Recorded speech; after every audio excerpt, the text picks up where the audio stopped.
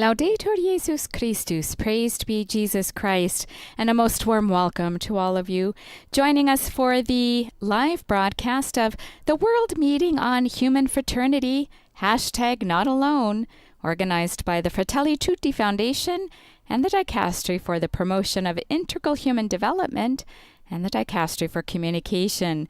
As you see, we're coming to you live from St. Peter's Square. It's a beautiful sunny day. And this event aims to relaunch Pope Francis's dream of fraternity and also to offer a way to express the closeness and prayers for all of us for the Pope, whom we know is in the hospital at this moment. Originally, he was expected to be present at this event. From wherever you're joining us, whatever time of the day or the night you may be joining us, a warm welcome to all of you. Many of you joining us from our own Vatican media channels, the Vatican Audio Live Events app, the Vatican Radio app, or the Vatican News web portal, Vatican News English YouTube channel, or Facebook Live feed. Although Pope Francis cannot be here, as he planned, he explicitly expressed that this event go ahead without him. There are about 30 Nobel Peace Prize laureates, together with young people and humanitarian associations, and all of them want to understand what kind of world is possible if we focus on the importance of human fraternity, as expressed in Pope Francis' encyclical Fratelli Tutti. I now hand you over to our simultaneous translators, and I hope you enjoy. È un evento che abbiamo sognato e in qualche modo vediamo realizzarsi attraverso questa colorata rappresentanza che è qui da diversi paesi, da diversi luoghi, è qui con diverse sensibilità, diversi modi anche di pensare la vita, di sentirla, ma insieme. E questa è la caratteristica fondamentale per vivere anche un'esperienza di fraternità, potersi incontrare, poter stare insieme. Being together harmoniously, sharing, reciprocally respecting one another, welcoming one another. So the first word I am saying here today is a hug. I greet you with a hug that reaches out to Pope Francis, who unfortunately could not be here with us, but he is very close to us. That's the first hug we give, to support him, to encourage him, wishing him a speedy recovery, hoping that he can be with us here soon again, because we are looking to a future of universal fraternity. That's what we want to build. Someone recently told me, what difference is there between fraternity and brotherhood? Actually, that's a good point. One might think it's the same word, but it's not. Brotherhood expresses bonds that are natural, that relate to one's common root, that of human beings.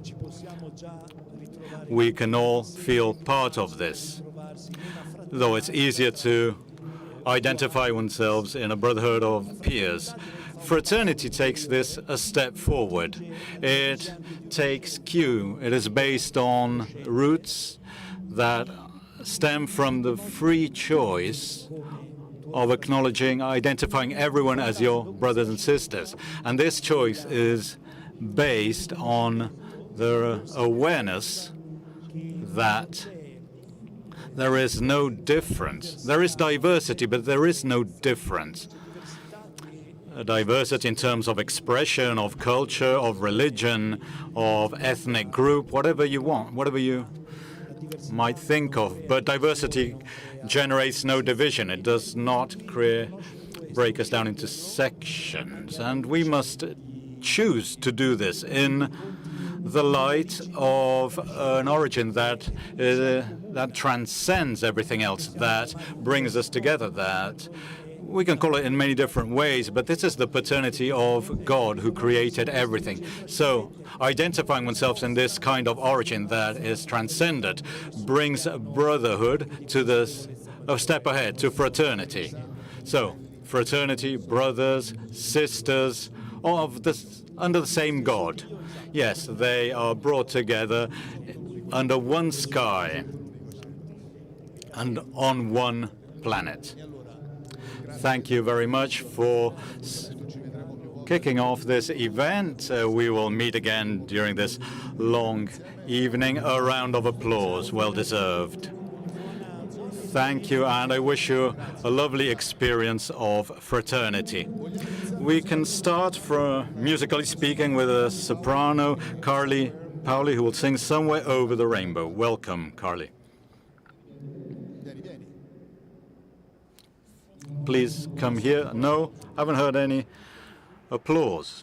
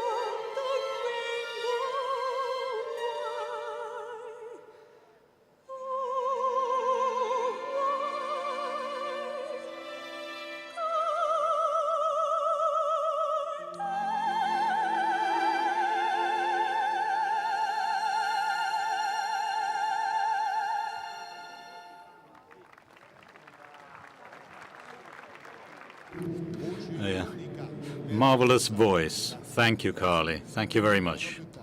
I'll be seeing you later. What a magnificent voice. There should be my two special envoys, so to speak, for this evening, Carolina Re and Andrea Dianetti. Somewhere in the crowd. There you are. I can hear you, but I cannot see you. Here we are, right in front of you. We are in the middle of the square here in St. Peter's Square to tell you about the emotions, how thrilled people are. People who have come from all over Italy, and we are connected with people not only from across Italy, but from across the world, thanks to social media. So please send us your pictures, your clips from home through Fondazione Fratelli Tutti, hashtag not alone. So we're here, we're having a look at your pictures, we're reading your messages on fraternity. So we're ready for this, so tweet and hashtag and send pictures and messages. Great. Anything that can bear witness of fraternity from across the world or from the square itself. So you might want to interview someone in St. Peter's Square. We can carry on again with music. A singer and songwriter who needs no introduction. He is very famous. He always touches on some very important topics. He won Sanremo a couple of years ago and it's Simone Cristicchi. Ti regalerò una rosa.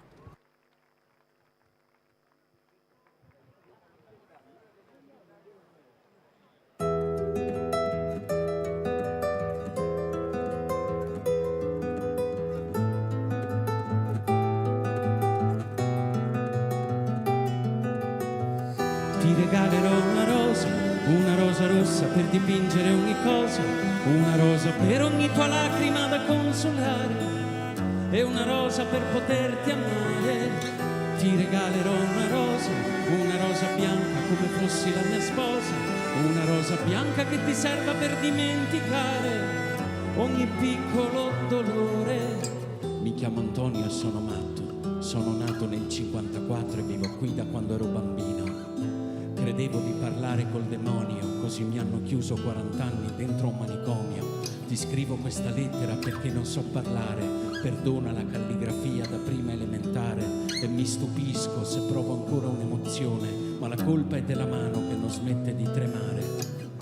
Io sono come un pianoforte con un tasto rotto, l'accordo dissonante di un'orchestra di ubriachi, e giorno e notte si assomigliano nella poca luce che trafigge i vetri opachi.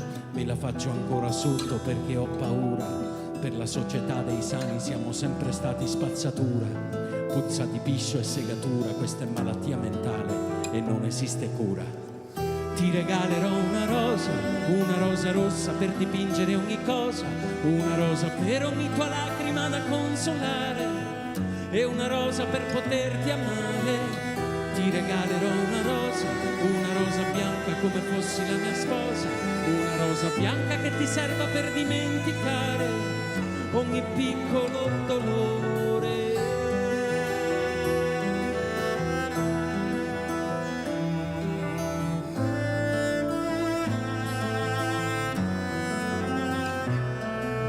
I matti sono punti di domanda senza frase, migliaia di astronavi che non tornano alla base. Sono dei pupazzi stesi ad asciugare al sole, i matti sono apostoli di un Dio che non li vuole. Mi fabbrico la neve col polistirolo. La mia patologia è che sono rimasto solo. Rapprendete un telescopio, misurate le distanze e guardate tra me e voi chi è più pericoloso. Dentro i padiglioni ci amavamo di nascosto, ritagliando un angolo che fosse solo il nostro. Ricordo i pochi istanti in cui ci sentivamo vivi, non come le cartelle cliniche stipate negli archivi. Dei miei ricordi sarai l'ultimo a sfumare, eri come un angelo legato ad un termosifone. Nonostante tutto io ti aspetto ancora, e se chiudo gli occhi sento la tua mano che mi sfiora. Ti regalerò una rosa rossa per dipingere ogni cosa, una rosa per ogni tua lacrima da consolare, e una rosa per poterti amare. Ti regalerò una rosa bianca come fossi la mia sposa, una rosa bianca che ti serva per dimenticare ogni piccolo dolore. Mi chiamo Antonio e sto sul tetto, cara Margherita, sono 20 anni che ti aspetto. I matti siamo noi quando nessuno ci capisce, quando pure il tuo migliore amico ti tradisce. Ti lascio questa lettera, adesso devo andare, perdona la calligrafia da prima elementare e ti stupisci che io provi ancora un'emozione, sorprenditi di nuovo perché Antonio sa volare.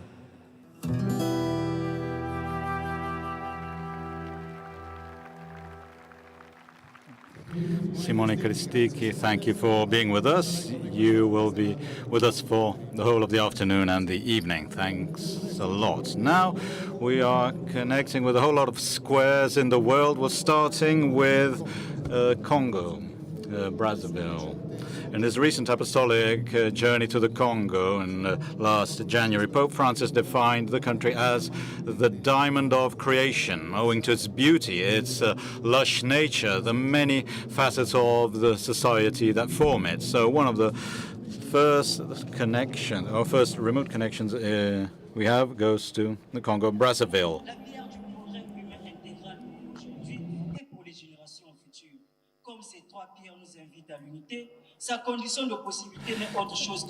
Peter invites us to human fraternity. If someone has experienced such a visit after an accident, one of the activities, if you look at the past, someone might have had an accident. Myself, after my accident, no longer wanted to see anyone because no one really knew me. I was totally isolated. I had no human contact for 18 months. I had this experience in 2016, and that's where I decided I wanted to find a new love for human being, a new fraternity, so we can build humanity, a mankind that is even more humane, and it has a face, the face of bridges between people, not walls. Thank you.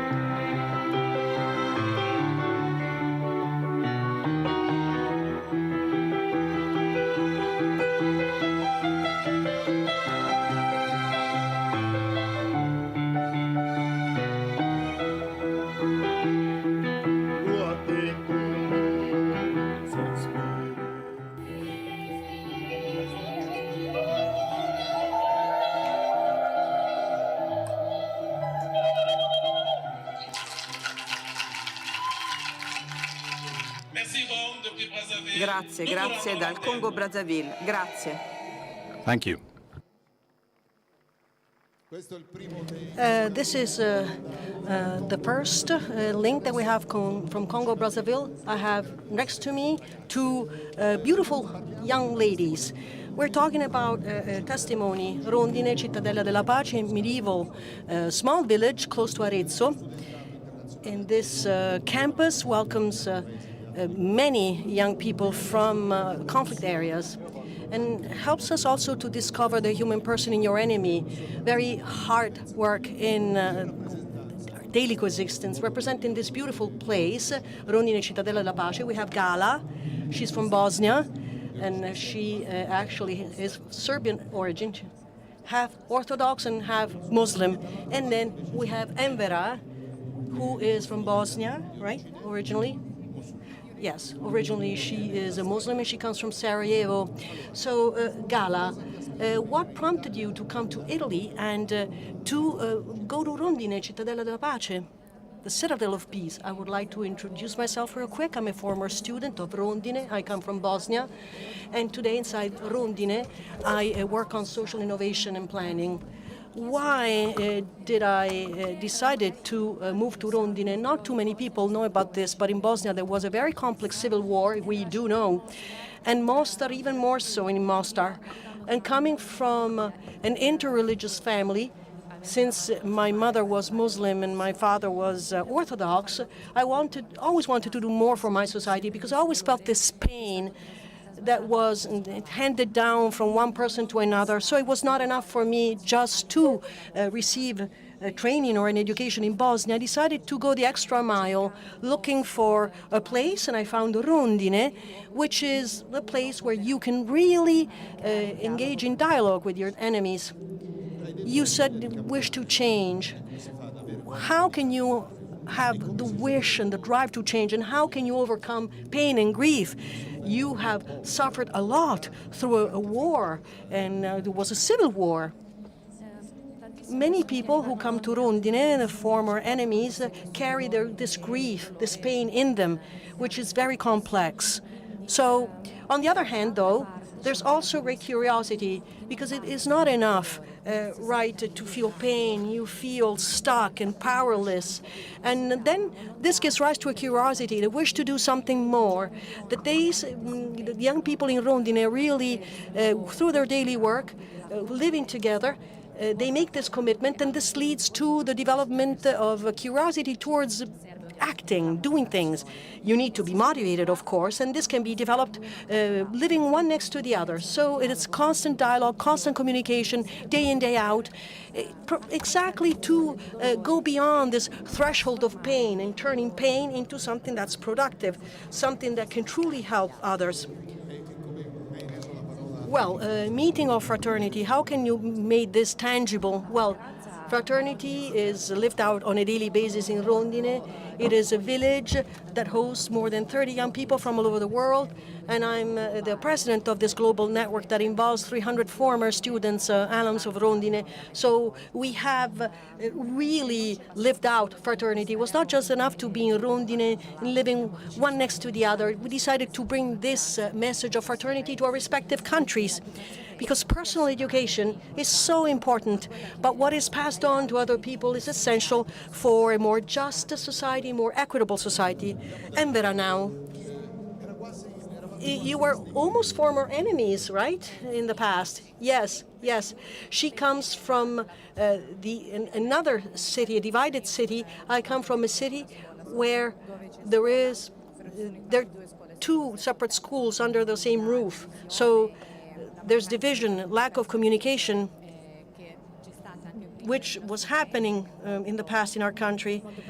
It's something that is still felt by young people who still live there. Listen, we have to overcome conflicts, but not just the ones that come from wars, also human conflicts in our daily lives, in our human relations. Indeed, an anecdote from our lives: when I arrived in Rondine, the rule in Rondine is that the enemy comes to the Arezzo train station to welcome whoever is arriving. And I got there, and Gala was not there. In my mind, I said, she doesn't want me. we're still enemies. But then living in Rondine, then as Gala mentioned, living every day, communicating, working together. One evening, in Rondine, we started talking not only about our personal history and about our country. So I was able to get to know Gala as a person, and I believe that in this way we were able to turn our conflict into a friendship. And now, once we have finished our course, we are working on projects to make this world a better place. After the 2 years we spent there, not only she has come to the station to welcome me, she hosted me in her home for a month. So this conflict has completely changed. It has turned into something a lot more pleasant. This is a beautiful testimony, and rightly so, what you said, bringing your experience in those places where we do not understand and realize this human fraternity which must be there. Thank you for your testimony. Thank you very much. And talking about peace, there are two incredible artists here with us. A few years ago, they wrote a song that unfortunately every year is becoming increasingly current because it's called Pace, peace. And in too many places in the world, we have to bring peace. What was that, 2017, right, that you were singing the song at the Sanremo Music Festival here in Italy. There were many conflicts, but we would never have imagined that after a few years there would be a conflict right there at the borders of Europe. The title is Pace. The two great artists are Amara and Paolo Vallesi.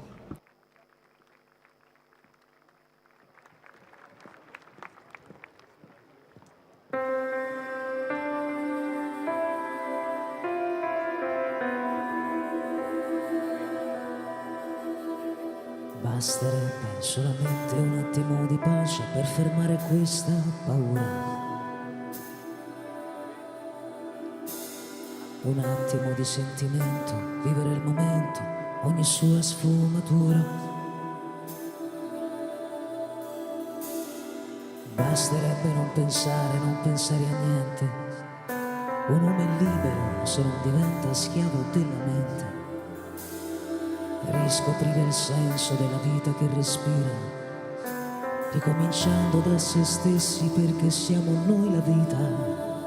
Arriveranno giorni e notti di speranza, avremo amore in petto e non potremo stare senza. Arriverà il silenzio e vorrà dire pace, arriverà un momento dove confusione tace.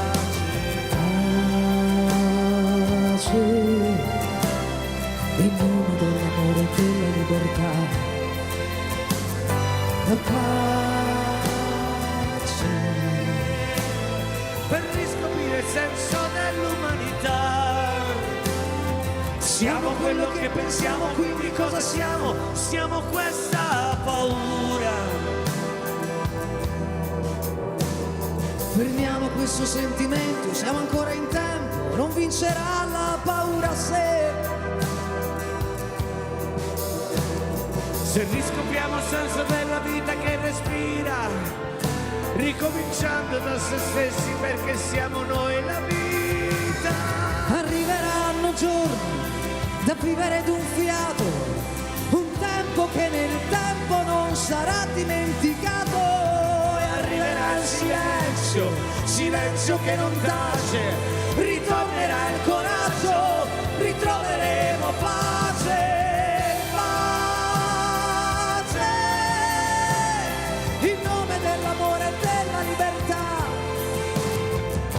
La pace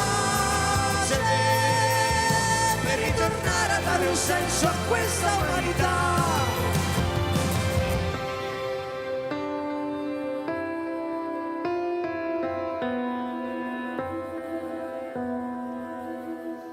La pace, la pace.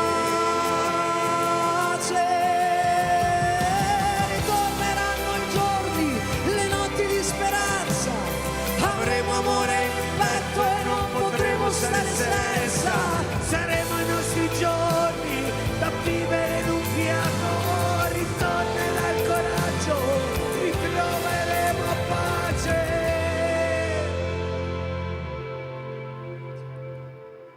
Dove è finito il buon senso, il senso buono delle cose? Chi ha spento il fuoco della speranza? La speranza è la voce dell'infinito che ci guida verso la salvezza. Siamo noi la vita, siamo noi il coraggio, siamo noi la pace. Grazie. Thank you. What a beautiful song. It's so moving. It moves me to tears every time. I'll see you later, because I will need you, your voices, and your music later as well. Hope, hope. Now, where are Andrea and Carolina? Where are they? We are right here. We are still here. We are gathering testimonies on fraternity. We are waiting for your thoughts also on social media. Hashtag is not alone, not alone. NOTALONE. And here we have Federico from Rome. What is fraternity?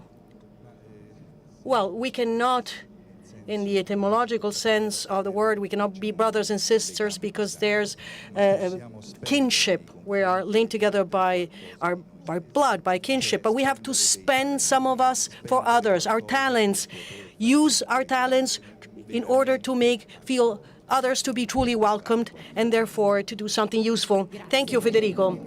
And here we have Miss Cristina. We were talking about social media. Let's hear what she thinks about fraternity. I thought that fraternity is the older sister of friendship. We are friends with so many people. But those who experience, first in the family and also elsewhere, in our scout groups, a school, places where we live, a more, let's say, a higher level of friendship. And this opens us to the notion of Fratelli Tutti, all brothers and sisters, what we're trying to do in the Fratelli Tutti Foundation. Thank you, Carlo. Back to you. Thank you. And now, in another one of the special reports around the world, we will now connect with the Marionio rescue ship and the Great Lake of Tiberias. Was the way the Mediterranean was defined by Giorgio Lapira, and Pope Francis defined this as a graveyard without tombstones. 2,000 people die at sea every year, of which at least 20% are children. So now we will see what goes on the civilian rescue ship Marionio, which is now moored at the Trapani harbor, and she works in the central Mediterranean to rescue migrants. Are you there? Are you there with us? Over to you. Thank you. And a big fraternal hug from Marionio, which is a civilian rescue ship that belongs to the European civilian fleet. We are a ship that travels through the central Mediterranean, that sails the central Mediterranean, where unfortunately thousands and thousands of brothers and sisters, men, women, children die, and they're only asking to be able to live. And we are guilty because we turn a blind eye to this. And this is a ship that goes out to sea to rescue some people. One of them is Ibrahim, a brother of ours, and here is his testimony. My name is Ibrahim Lo. I come from Senegal. I was born in Senegal, but I grew up here in Italy because I left my homeland when I was 16 years old. I left my homeland because of poverty, and I had to embark on a long and tough journey filled with grief. I crossed the Sahara Desert, Libya, and the Mediterranean Sea. I had to suffer, and as I was traveling, and in Libya I saw these concentration camps, a lot of pain. I was kept there for 6 months, where we were locked up in jail, where we would just eat a piece of bread and some water, and that was it. We were beaten every day. We would see people being mutilated in front of us, women who were raped in front of us. We had no freedom. We had lost all our rights, and there we had to endure so much in order to be able to escape these concentration camps. And at the end, we had the possibility to cross the sea to reach Italy. When we arrived in Europe, we were saved.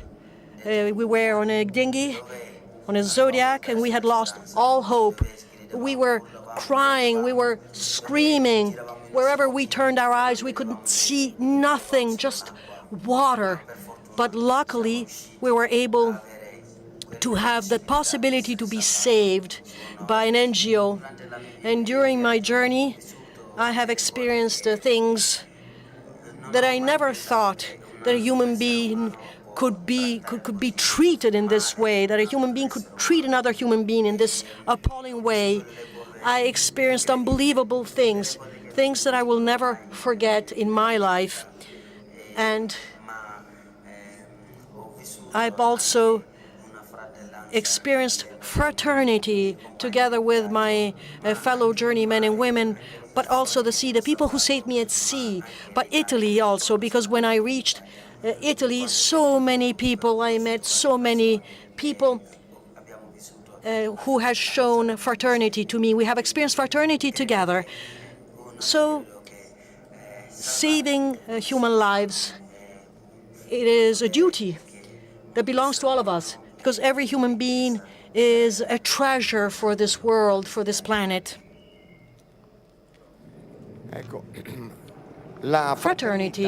Fraternity that we experience practicing civilian rescue at sea, which sometimes is also criminalized.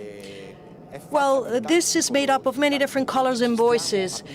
We are getting used to living out this richness, the richness of multiplicity. This is why, once again from Mare Ionio, I would like to bring to you this choir, Voices from the World. There's also footage that actually are imprinted in our hearts. Check it out.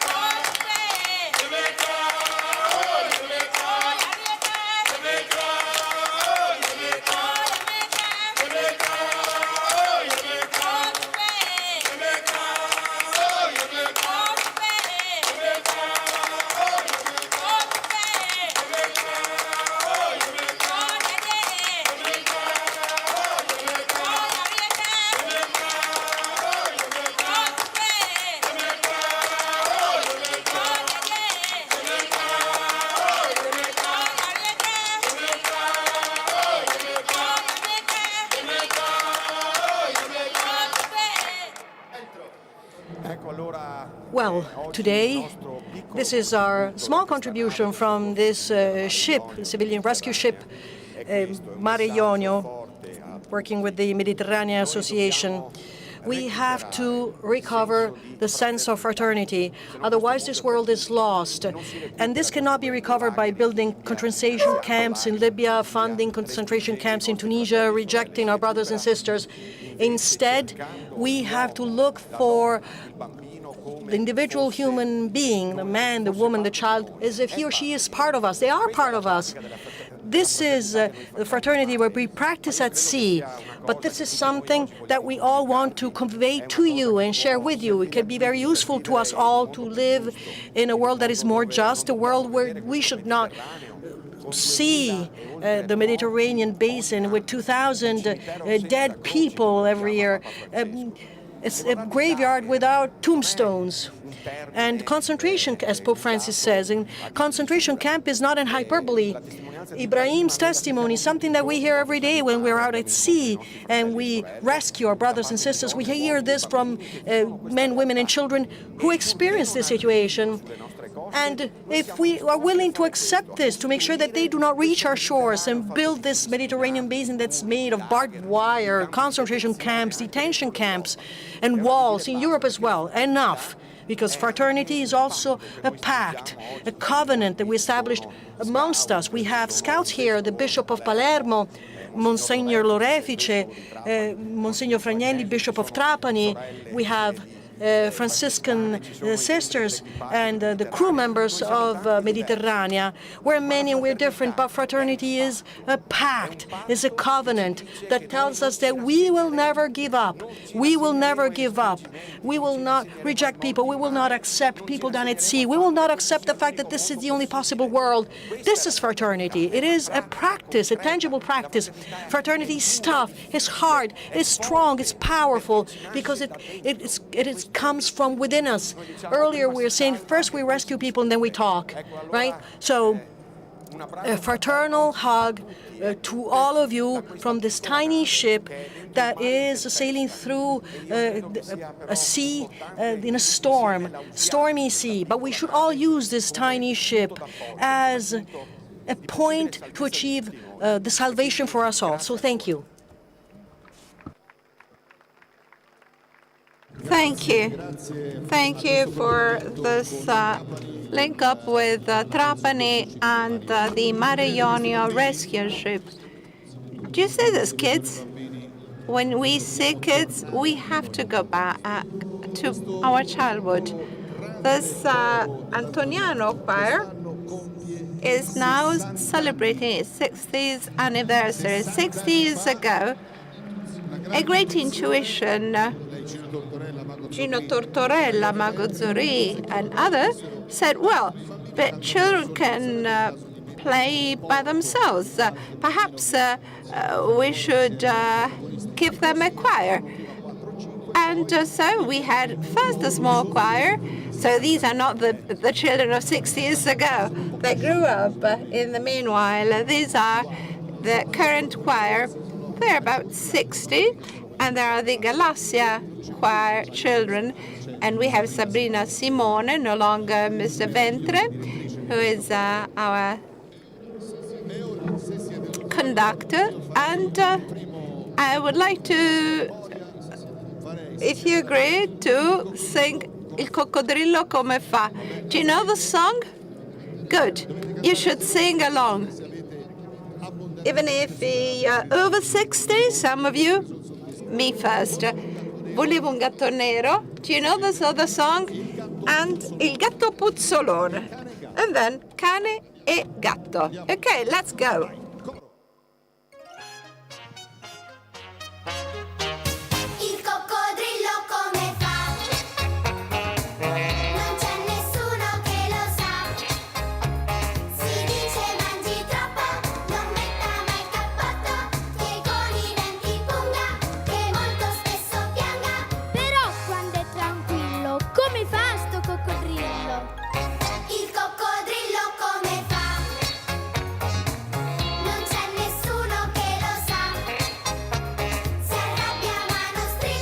Sorteggia camomilla e mezzo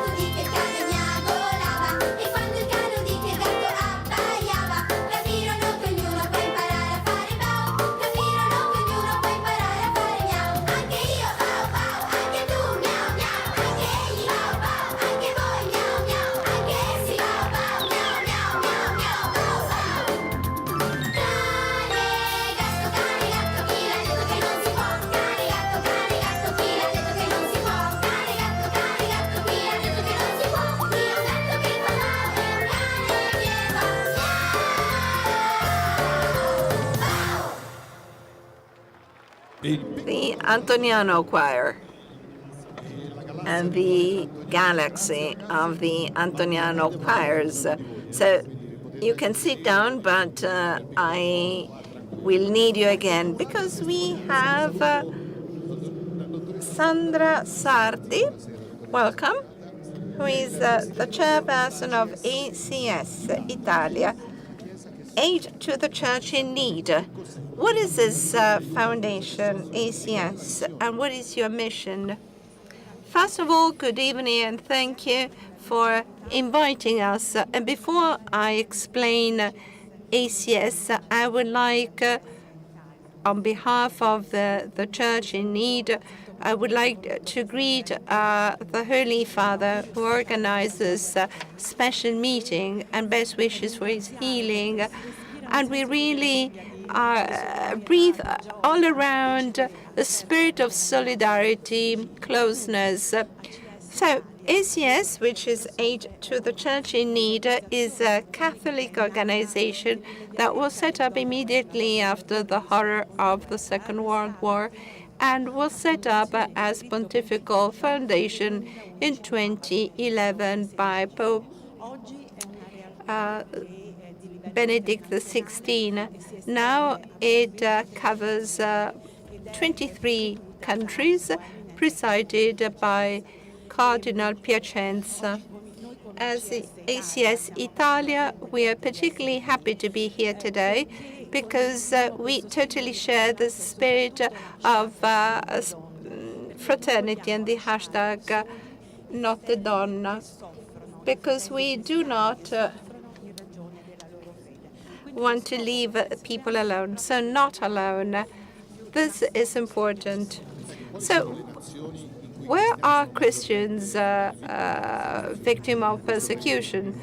So, well, of course, it is not a pleasant situation because we have a list of 24 countries, but let's not speak of the countries. I would like to give you a bird's eye view of the continents. In Africa, there is a strong increase of violence because of internal conflicts, ethnic conflicts, but also terrorist groups that are present in the country. Just an example of Nigeria, where Boko Haram has a devastating effect. From 2021 up to the beginning of 2023, more than 7,600 Christians were killed. And a couple of days ago, a priest of the Archdiocese of Benin, Father Charles, was killed. So something that happened very recently. And in Middle East also, the church is in need. And the oldest Christian community, Syria, Palestine, and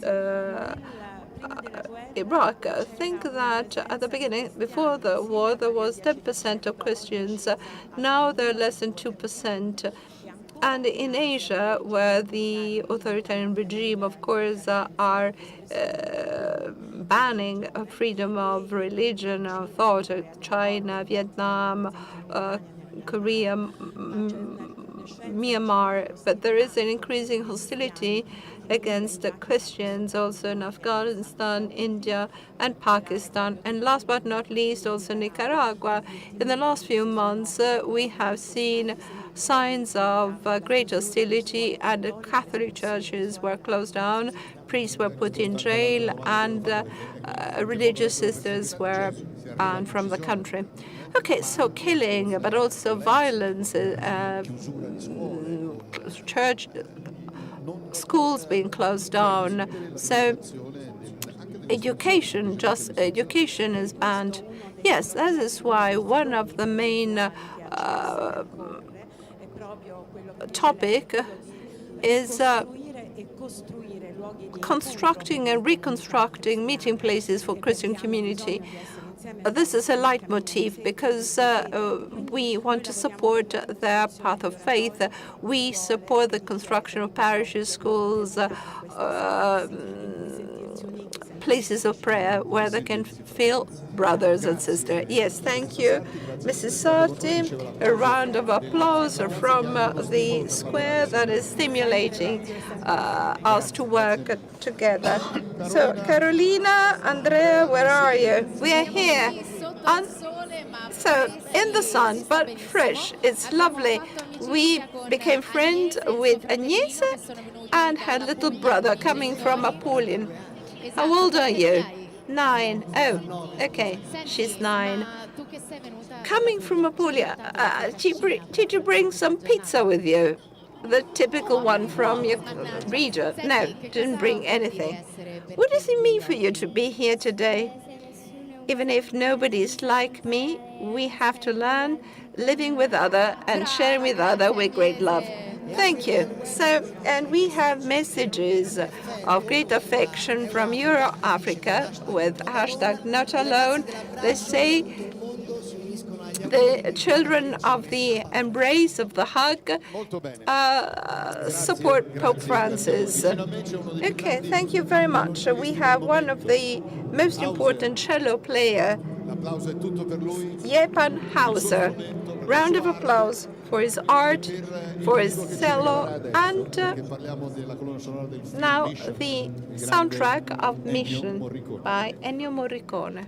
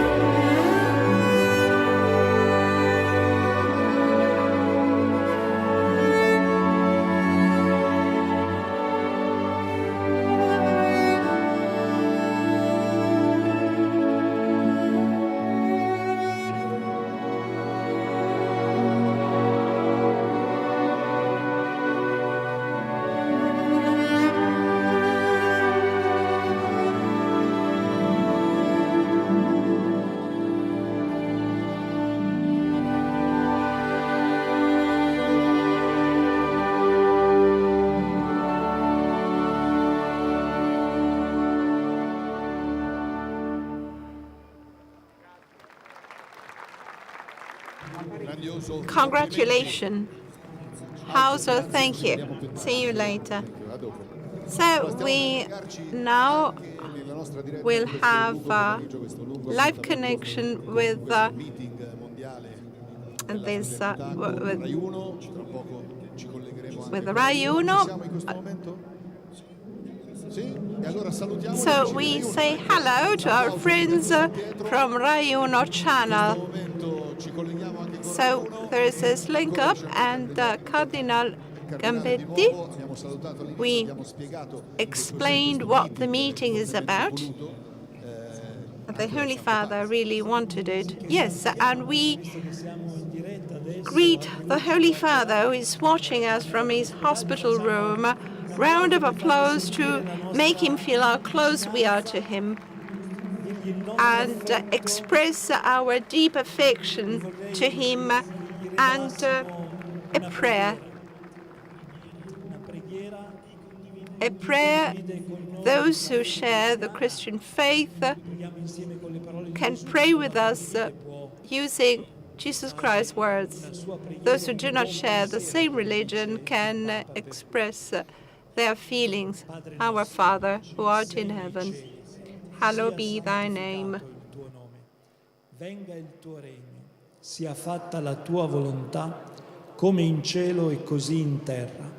Dacci oggi il nostro pane quotidiano e rimetti a noi i nostri debiti, come anche noi li rimettiamo ai nostri debitori, e non abbandonarci alla tentazione, ma liberaci dal male. Bene, salutiamo il Santo Padre che speriamo che ci stia. We send our greetings to the Holy Father, who hopefully is following us right now, and even to all those who have just tuned in on television. And this is an embrace we give them. So once again, let's tell our viewers of Rai Uno what this meeting on human fraternity is all about. It is a fraternity meeting that wants to tell the world that it is possible to live as brothers. Actually, this is the most beautiful experience we can have when we have strong fraternal relations with one another, having the same dignity, with the reciprocal respect. We can live well together. That's the great message we are trying to convey to everyone. We'd like everyone to realize in order to illuminate, to enlighten these dark times and follow a path. Now, our path in today's world and in the world of tomorrow. This morning and over the past few days, over 30 Nobel laureates have been working with you to draft a document that we will be signing later on. Yes, the Declaration of Human Fraternity, which we would like to further drive the culture of fraternity, this revolution of fraternity. Perhaps it's time to think about the revolution of fraternity in order to wipe out conflicts and turn off conflicts and turn on the light in the world, across the world, in order for peace to reign once again. Peace and fraternity. I'll see you later, Your Eminence, because I'll need you clearly for the most important moment of the afternoon. So there are a number of video links. Some artists have already performed. So we're hearing testimonies, and we have video links with artists. And the next artist is truly a world star, an Italian world star that carries around the world Italian art, Roberto Bolle. Ben arrivato, grazie di essere qua. Thank you, Roberto. It's great to have you here. Thank you. Well, and thank you for accepting our invitation and for being here to bear witness through your art, bear witness to fraternity. Well, this is a very important message. I think it is a message that is very felt. We're talking about generosity. We must be selfless. We must think about other people before ourselves. And this is something we can all agree on. I think that everyone will receive this message. You gave up other other important commitments to be here with us. You had to be abroad, possibly, but you preferred to be here. And I'd like to remind you all that his world tour will begin on 16th of July in Rome at the Terme di Caracalla. And then you will travel across Italy and then across the world, and you will be performing at the Verona Arena and the Greek Theatre of Taormina as well. So what you're doing today is a solo dance with a song that matters a lot to me by Ezio Bosso, a musical track by Ezio Bosso, a great musician that performed at Sanremo as well, and I somehow got all of Italy to know. Perhaps he was more famous abroad than in Italy. Indeed, that was an unforgettable moment in Sanremo. It really touched all of us. It was a very touching moment, and that also helped me think about this performance, a solo dance that pays homage to him because it talks about the body telling us to go beyond our limits. He was able to allow his genius to overcome all barriers and reach everyone with great generosity. And it would unite us all. Indeed, he used to say that music is something that unites us all because it makes us come together, just as art. Yes, it was a great message of brotherhood, of fraternity. Raining Your Black Eyes is the track, and by Patrick De Bana, choreography.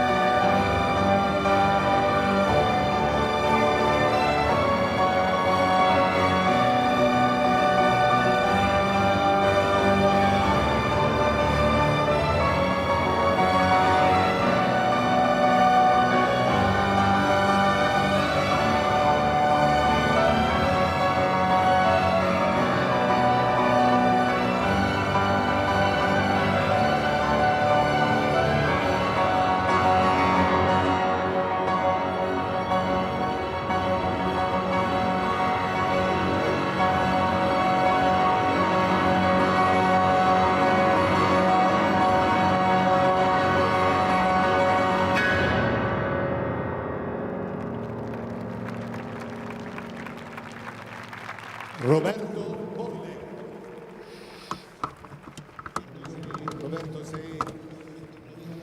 Roberto, once again, a magnificent performance. St. Peter's Square was silent as it beheld this lovely performance on a track that allowed us to remember Ezio as well. Truly, truly touching and thrilling. And you will start off your tour from Caracalla in Rome, and then you will move to Verona. But this square will, and this applause will stay in your heart for quite a while. We can carry on, and we'll go back to children. Piccolo Coro dell'Antoniano, it was instituted 60 years ago, so let us all go back to our childhood and sing the great songs of the Zecchino d'Oro.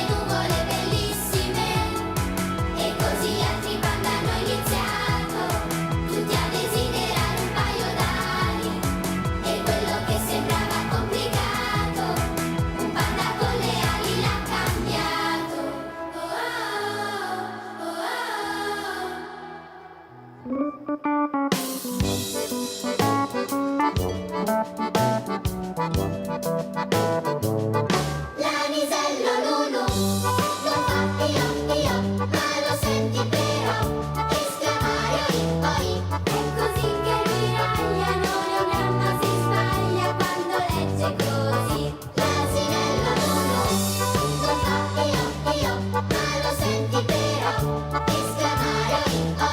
il suo verso è diverso, ma ci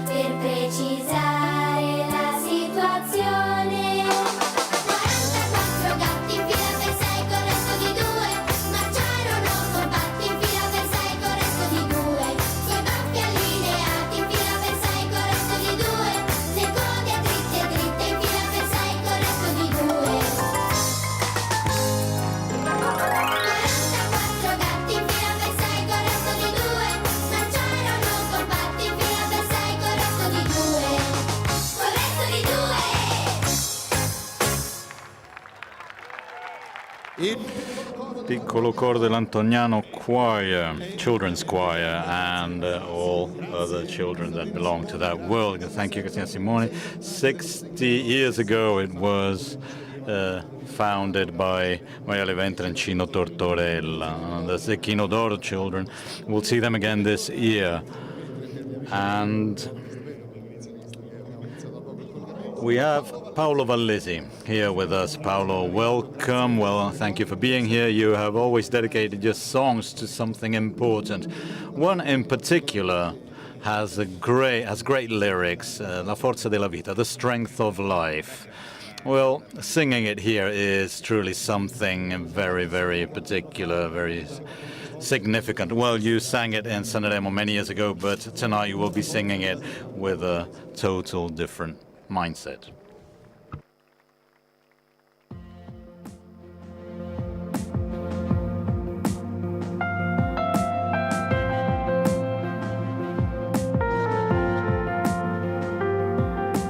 Anche quando ci buttiamo via, per rabbia o per vigliaccheria, per un amore inconsolabile, anche quando in casa è il posto più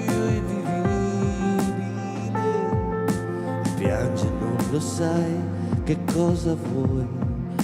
Credi, c'è una forza in noi, amore mio, più forte dello scintillio di questo mondo pazzo e inutile. È più forte di una morte incomprensibile e di questa nostalgia che non ci lascia mai.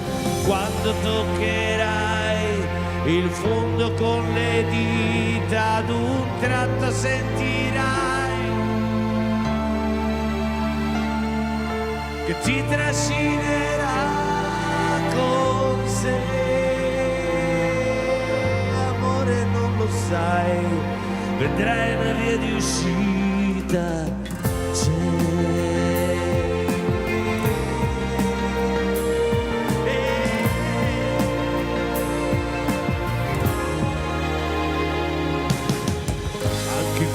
Mangi per dolore e nel silenzio senti il cuore come un rumore insopportabile e non puoi più alzarti e il mondo è raggiungibile. E anche quando la speranza oramai non basterà, c'è una volontà che in questa morte sfida la nostra dignità, la forza della vita che non si chiede mai cos'è l'eternità, anche se c'è chi la offende o chi le vende l'aldilà. E quando sentirai che afferra le tue dita, la riconoscerai, la forza della vita che ti trascinerà con sé. Non lasciarti andare mai, non lasciarmi senza te, anche dentro alle prigioni della nostra ipocrisia, anche in fondo agli ospedali della nuova malattia, c'è una forza che ti guarda e che riconoscerai, è la forza più testata che c'è in noi, che sogna e non si arrende mai.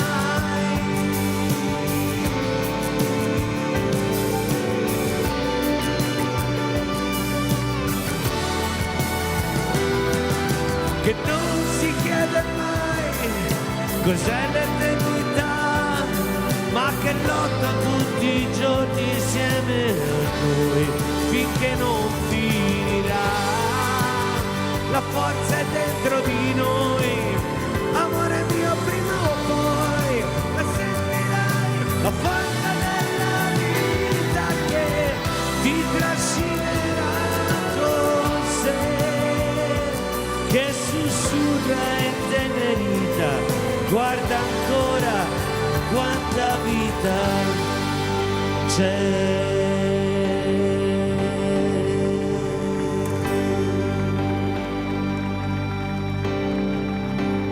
Grazie. Thank you, Paolo Vallesi.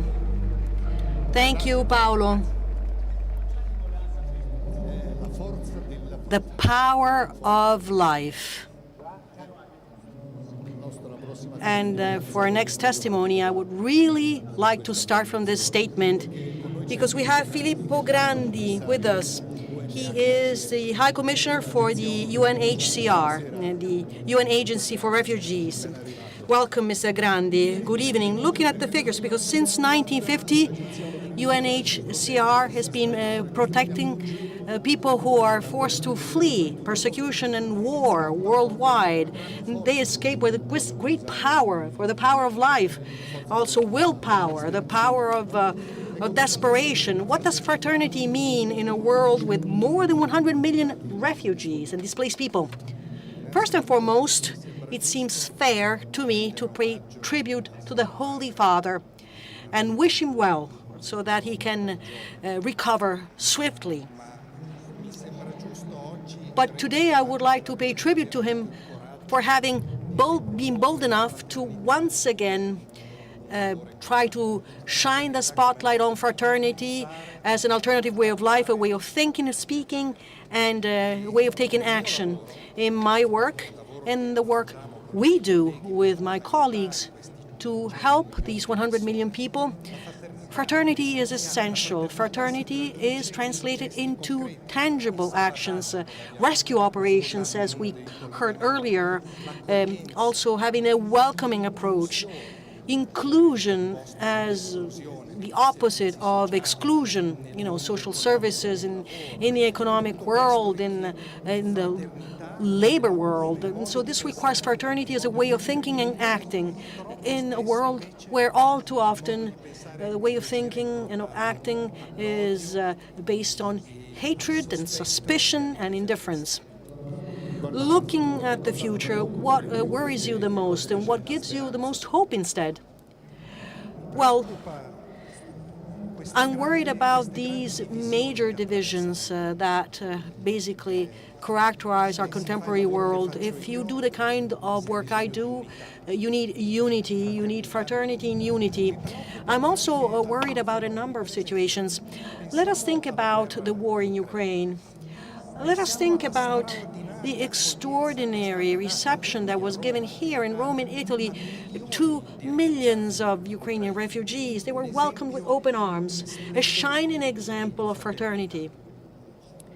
Today, while we're speaking here in St. Peter's Square, there are 500,000 Sudanese, citizens of Sudan, who are fleeing another war. No one mentions a war between generals who are trying to gain the upper hand. And what I'm wondering here and what I'm asking is fraternity and equality in fraternity. We have to be fraternal towards everyone in the same way because we all belong to the same human family. Thank you, Mr. Grandi. Wish you well, and also your staff. Thank you. Music, again, with a masterpiece performed by two incredible artists, Simone Cristicchi and Amara. Please join me here so that you can bask in this big round of applause from St. Peter's Square. Well, you too, Leon and Amara, performed often together, and in your performances you include masterpieces by Franco Battiato, and there is one gem by Franco Battiato that you will share with us today. You have been singing this in your concerts quite often, but never in this kind of on this kind of stage and with this audience. La Cura, The Cure.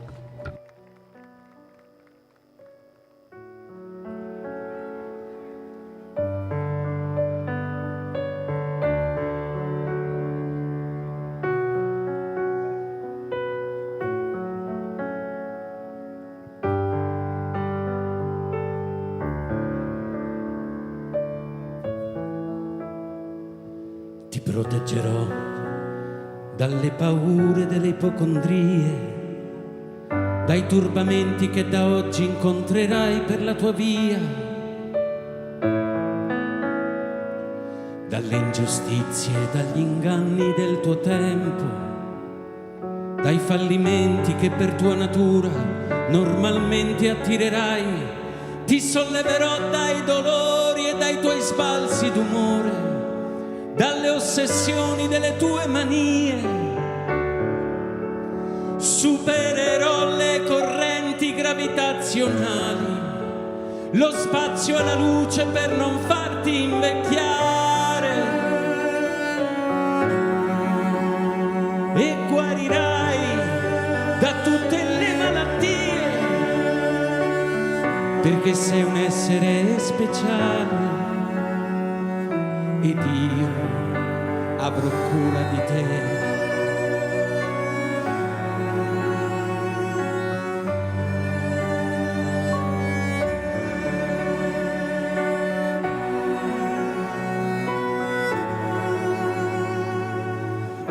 Vagavo per i campi del Tennessee, come c'ero arrivato chissà. Non hai fiori bianchi per me, più veloci di aquile i miei sogni attraversano il mare.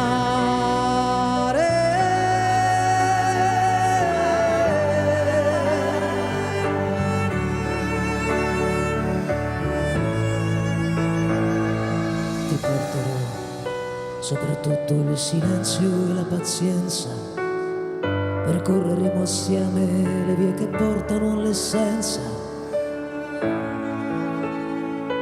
I profumi d'amore inebrieranno i nostri corpi, la bonaccia d'agosto non calmerà i nostri sensi. Tesserò i tuoi capelli come trame di un canto, conosco le leggi del mondo e te ne farò dono.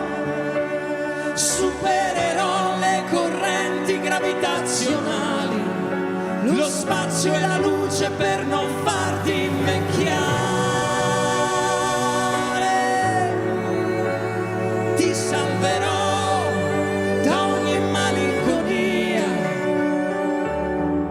perché sei un essere speciale ed io avrò cura di te. Io sì che avrò cura di te.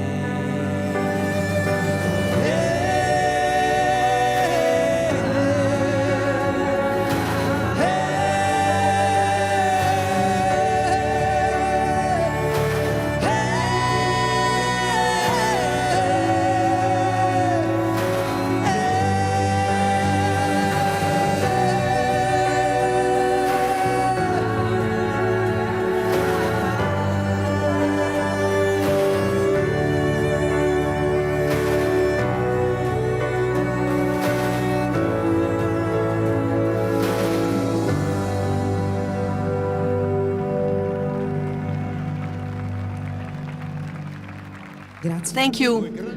Two wonderful voices, two incredible artists for a unique and very touching song. Thank you indeed, and congratulations. Thank you. And now, amongst the different links, we're linking up to many, many squares all over the world. And now we will join Bangui in the Central African Republic in 2015. The Holy Father wanted to open the Holy Year of Mercy in Bangui in the Central African Republic, which for too long has been suffering from a lack of peace. Back then, he defined it as the spiritual capital of the world, invoking for Africa and the entire world peace, mercy, reconciliation, and forgiveness. And so let's see what's going on in Bangui. Thank you. Greetings to you all from Bangui on this square in front of the Cathedral of Bangui. We are here with young people from the Archdiocese of Bangui to experience this moment of fraternity together. Heart that makes fraternity possible.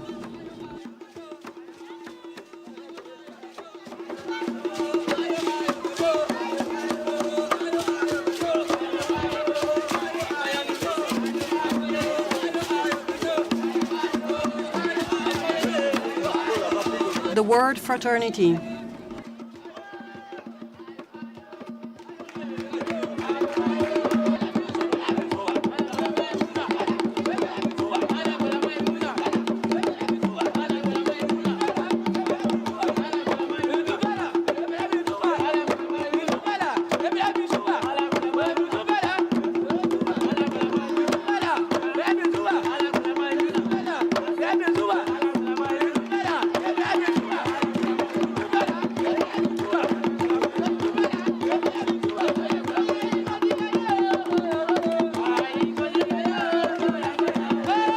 circle of fraternity.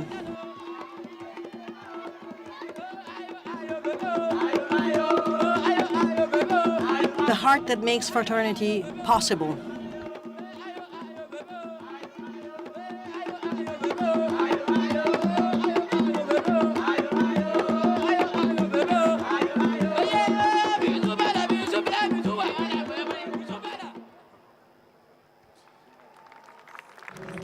Thank you for this link with Bangui in the Central African Republic. We're being joined, and you heard him. He's testing the mic, one of the greatest artists representing Italy all over the world, Andrea Bocelli. His voice will gift us with the Albinone's Adagio.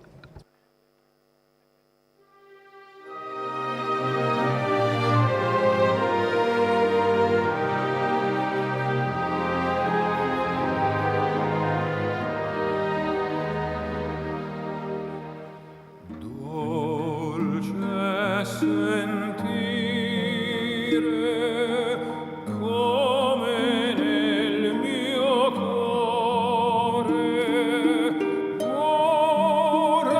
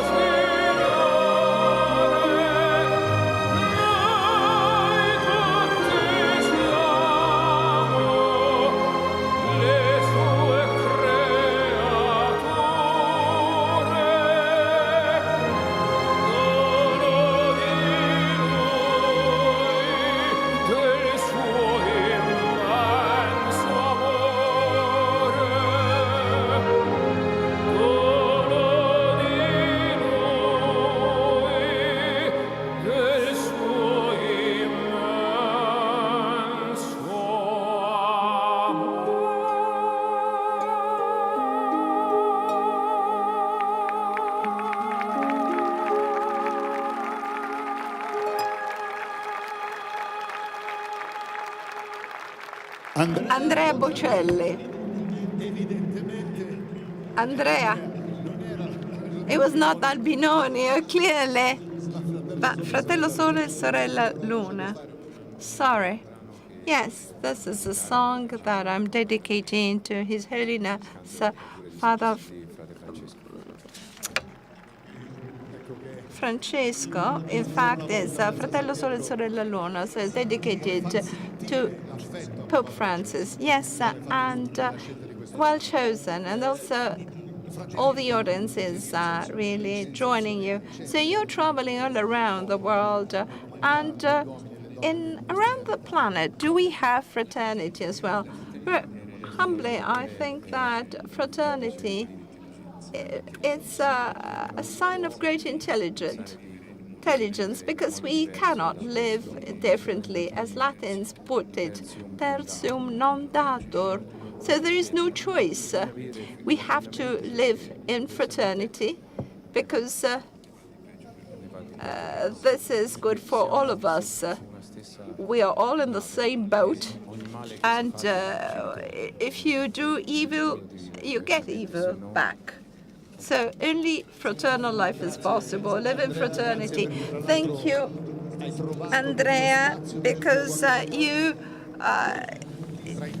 dedicated time to us. I know you're very committed. Yes, I will be singing in Caracalla for a concert that was planned in 2020, celebrating the three tenors. But then we had the pandemic, but this concert is memorable, both for Italy and the world. So this evening, I'll try to do my best to celebrate. Okay, but you have to remember the great applause of Piazza San Pietro, or St. Peter's Square. Thank you. Veronica? One of the moment that really struck us when the Twin Towers were attacked in when Pope XVI went to Ground Zero. He wrote wonderful things, and these wonderful text was translated into music by an Italian musician, Pepe Dati, and are sung by a wonderful voice, Amy Stewart. Hi, Amy, welcome. Good day. It's a very important text, God of Love. Yes, God of Love is a wonderful text written by Pepe Dati together with the text written by Pope the 16th, Benedict XVI. I'm very happy and glad to be part of this important project. We presented it also in Assisi, but we are now in St. Peter's Square, and you're going to sing, and God of Love is reaching out to the whole world.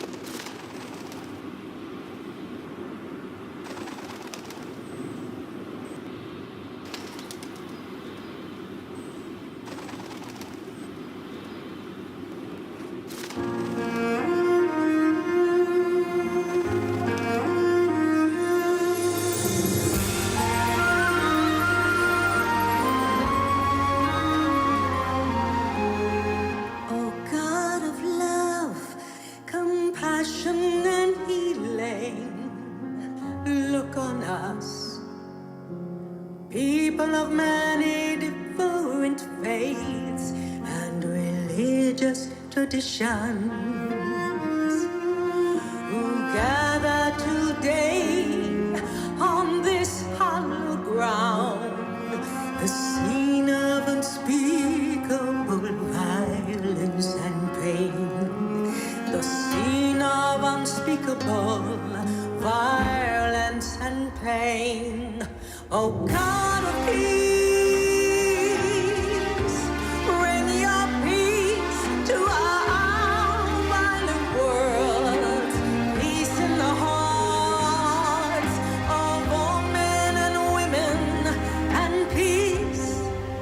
the nations of the earth.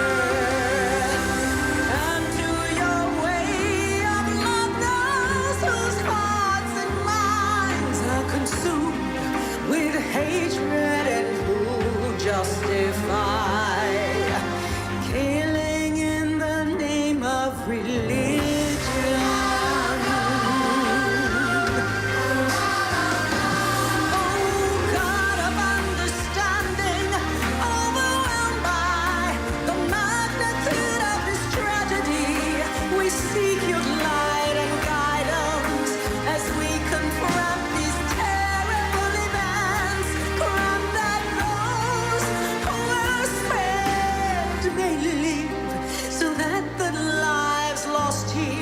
May not have been lost in vain. Oh, God of love, comfort and console us. Strengthen us with hope and give us the wisdom and courage to work tirelessly for the world, for true peace and love reign among the nations.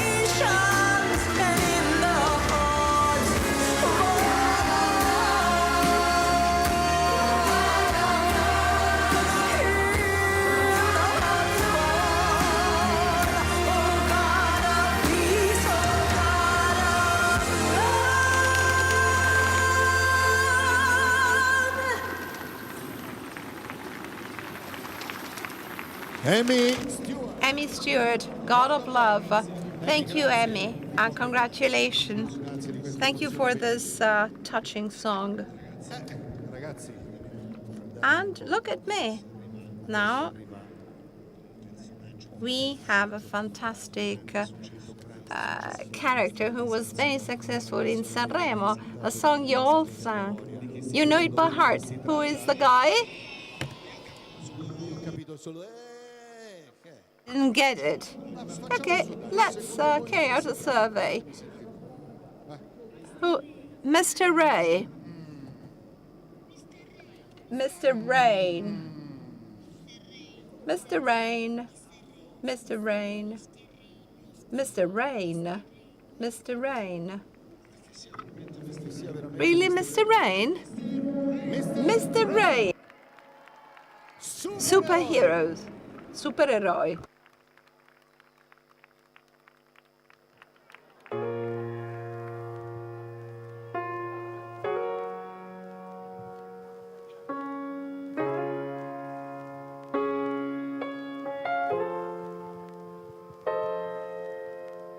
Non puoi combattere una guerra da solo, il cuore è un'armatura, ci salva ma si consuma.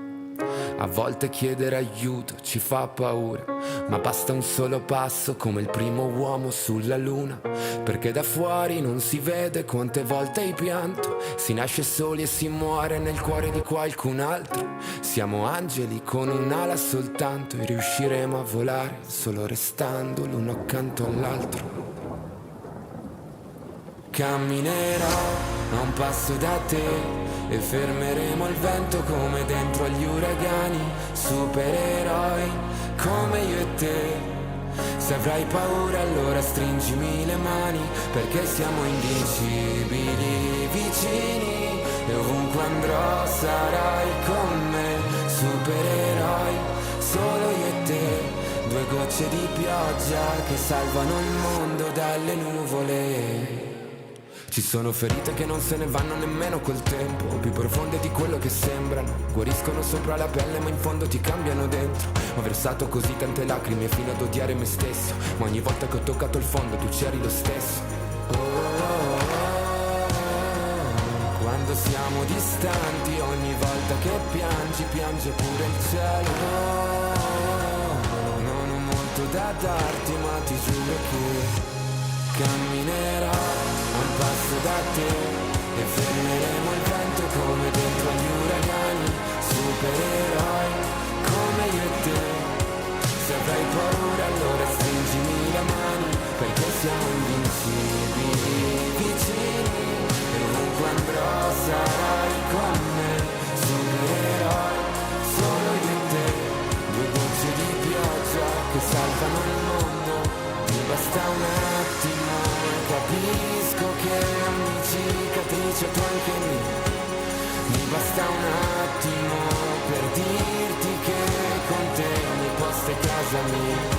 perché siamo invincibili, vicini, e ovunque andrò sarai con me, supereroi, solo io e te, due gocce di pioggia che salvano il mondo dalle nuvole.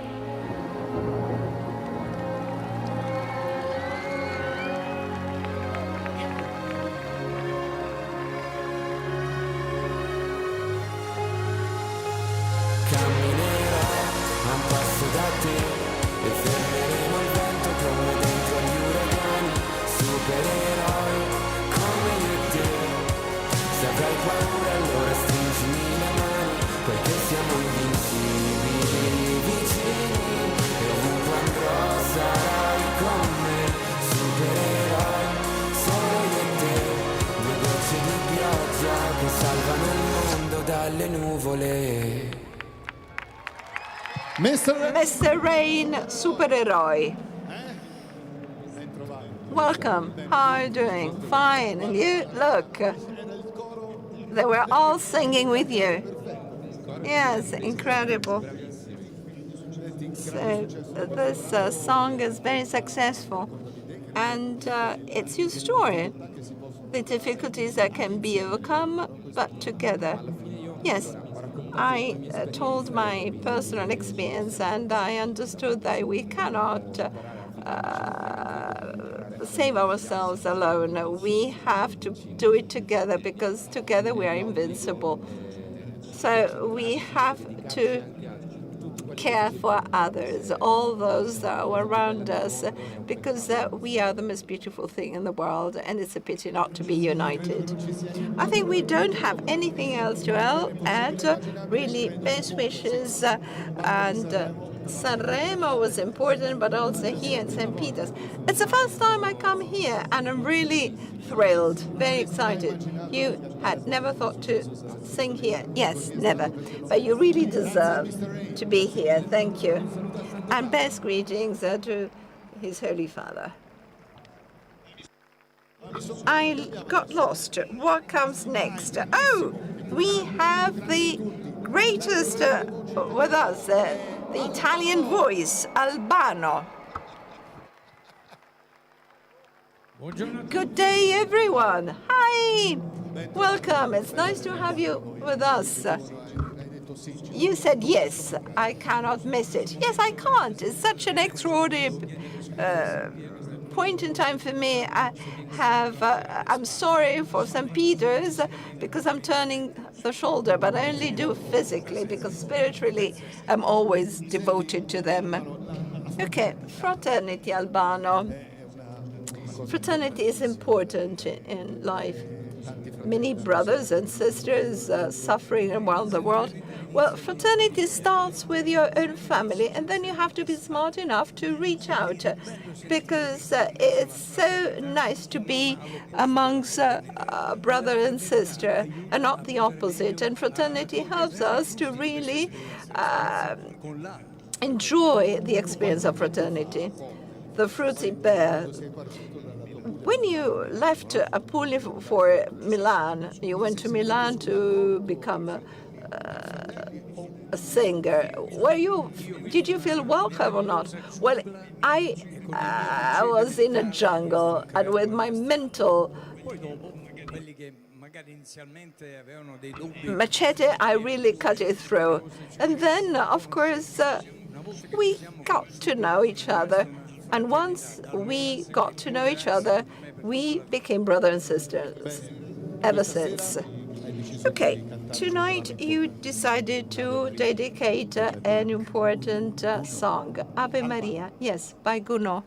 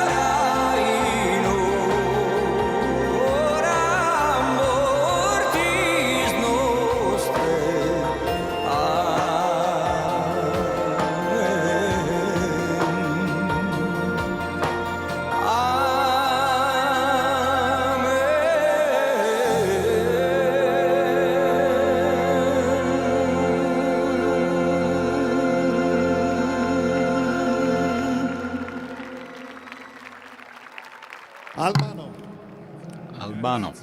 thank you very much. I feel a lot better now, better than I was feeling before, and I know why. Thank you, Albano.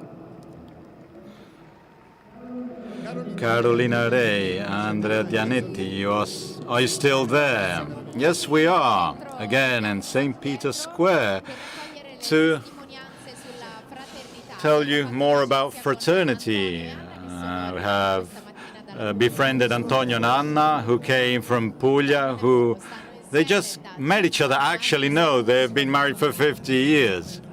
Well, they are here to tell us more about all their love and to testify what fraternity is. What is fraternity, according to you, Antonio? To us, fraternity is something that stems from the heart. I think it's the only word that really goes well with fraternity is sharing. Sharing something with those who are less fortunate than yourself. Sharing not just soup that is provided by Soup Kitchen, but greeting someone or an act of love towards the less fortunate, a word of comfort for those who have lost a dear one. Anything similar fills us with joy, and fills with joy all those who surround us. And aside from fraternity, you also need patience. 50 years together, yes, you need a lot of patience. If you have no patience, you cannot go forward. Thank you. Thank you, Carlo. Again, please share your opinion, share your thoughts through Facebook, Instagram, Twitter, hashtag Not Alone. We will share your messages, pictures, and videos. So tell us more about what you think about fraternity. Another of the world's greatest cello players is again with us. It was my mistake before, Adagio by Albinoni, but it's actually you who will be performing it. Hauser.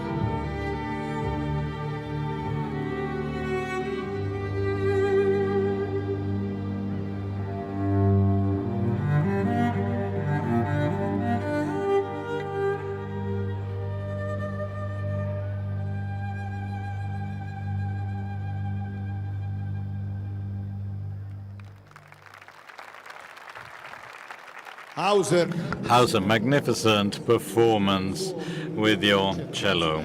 Thank you, Maestro. And now we have reached possibly the most important moment of this first international meeting on human fraternity. It is time to read the document the Nobel laureates have drafted. So it is a key moment. So I ask Cardinal Mauro Gambetti to join me on stage. Welcome back. It's a long afternoon, but this is truly the pivotal moment of the meeting. A very particular moment that perhaps we have never experienced this way. Secretary of State Cardinal Parolin is here with us. I ask him to join us here on stage, and he will tell us more about the results of this morning session's work, and he will tell us more about the Declaration on Human Fraternity that he will sign on behalf of the Church and of the Holy Father. Before that, we have a greeting from all the squares around the world we have a video link with.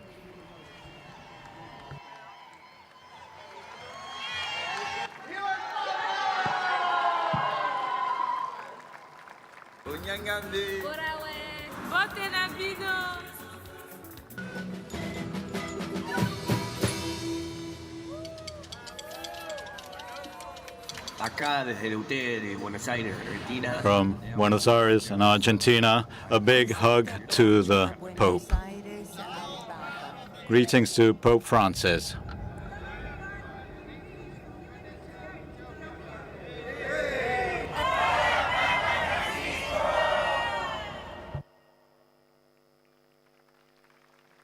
A lot of squares from around the world that bring their greetings to the Pope. So, fraternity, we were mentioning fraternity towards the people mostly in need, poverty.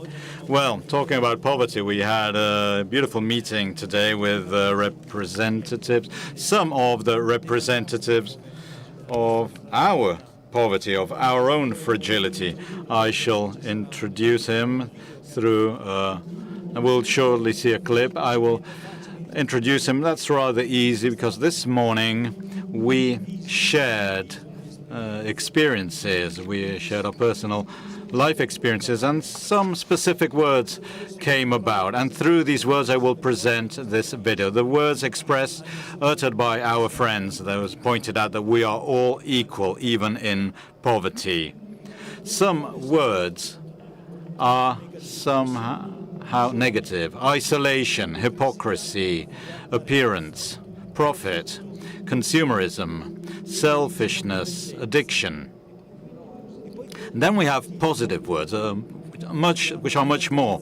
These words have characterized our testimonies and experiences: meeting, listening, love of God, empathy, dreams, poor with poor, faith, help, touching the hearts, being equal, being thankful, being moral, education, training, communication, quality communication, sensitivity, sharing.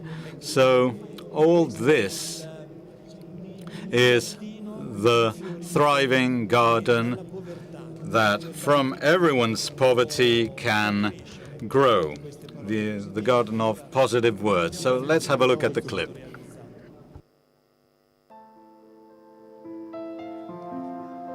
I wish that in these times that we live, acknowledging the dignity of every human being, we can make everyone be reborn. Welcoming, giving shelter is the first necessary step. Without this step, we can do nothing. And all those whom we want to help are objects and not people. Helping the poor is not just giving them a meal. Helping the poor means staying close to them, a joke, a pat on the back. I realized the few times I've done it, I'm poor myself, but it's something that helps me. For many years, I've been homeless, wandering from one sidewalk to another, realizing that the real problem of these people in the streets is solitude. We are all members of the same condominium in a way, because it's the only condominium we have. And I would like there to be more fraternity, in fact. Since I've been working with Centro Stalli Charity Center, a new world has opened up. When I got to know the refugees, I realized how many services they need. I realized there's a lot we have to do. So getting in touch with my friends, these refugees, allowed me to understand there's still a lot to be done, a lot of battles to be tackled. And I'm not alone in this battle. There's a whole lot of us. And I realized that there is an opportunity for change.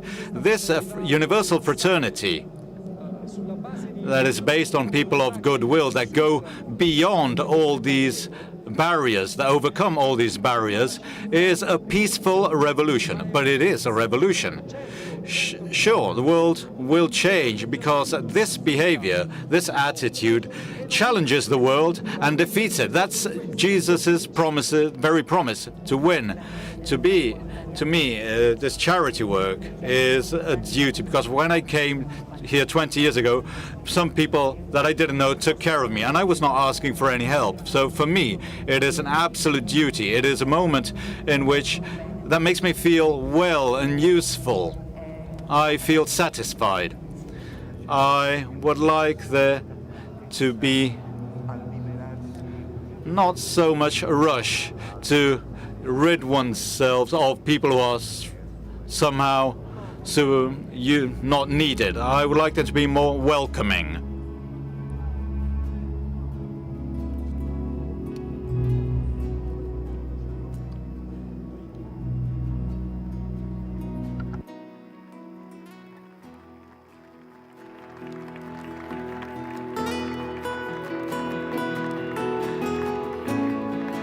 We dream like one single humanity, as wayfarers made of the same human flesh, as children of the same earth that hosts us all, each one of us with the richness of his own faith, of his conviction, each one speaking its voice. We are all brothers.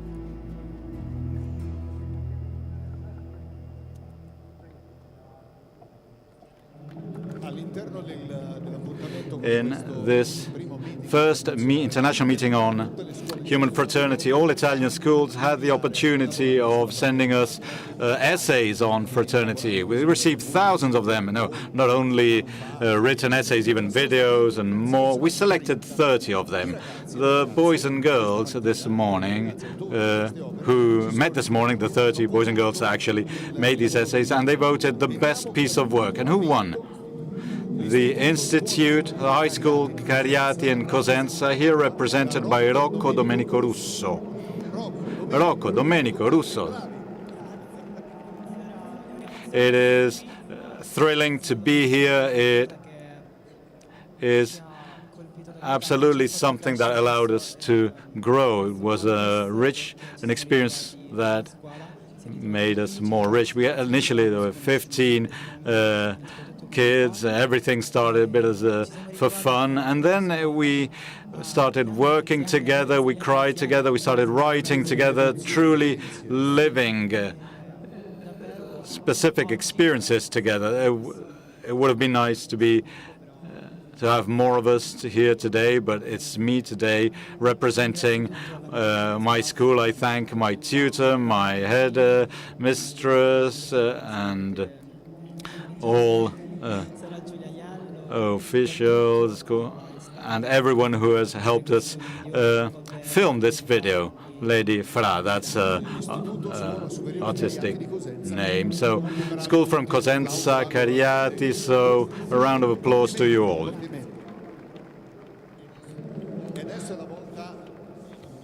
And now we have the Nobel laureates. Now, a huge round of applause for these great figures who have gathered and drafted the document. They It will be read out by Nobel laureate Mohammed Yunus and Nadia Murad.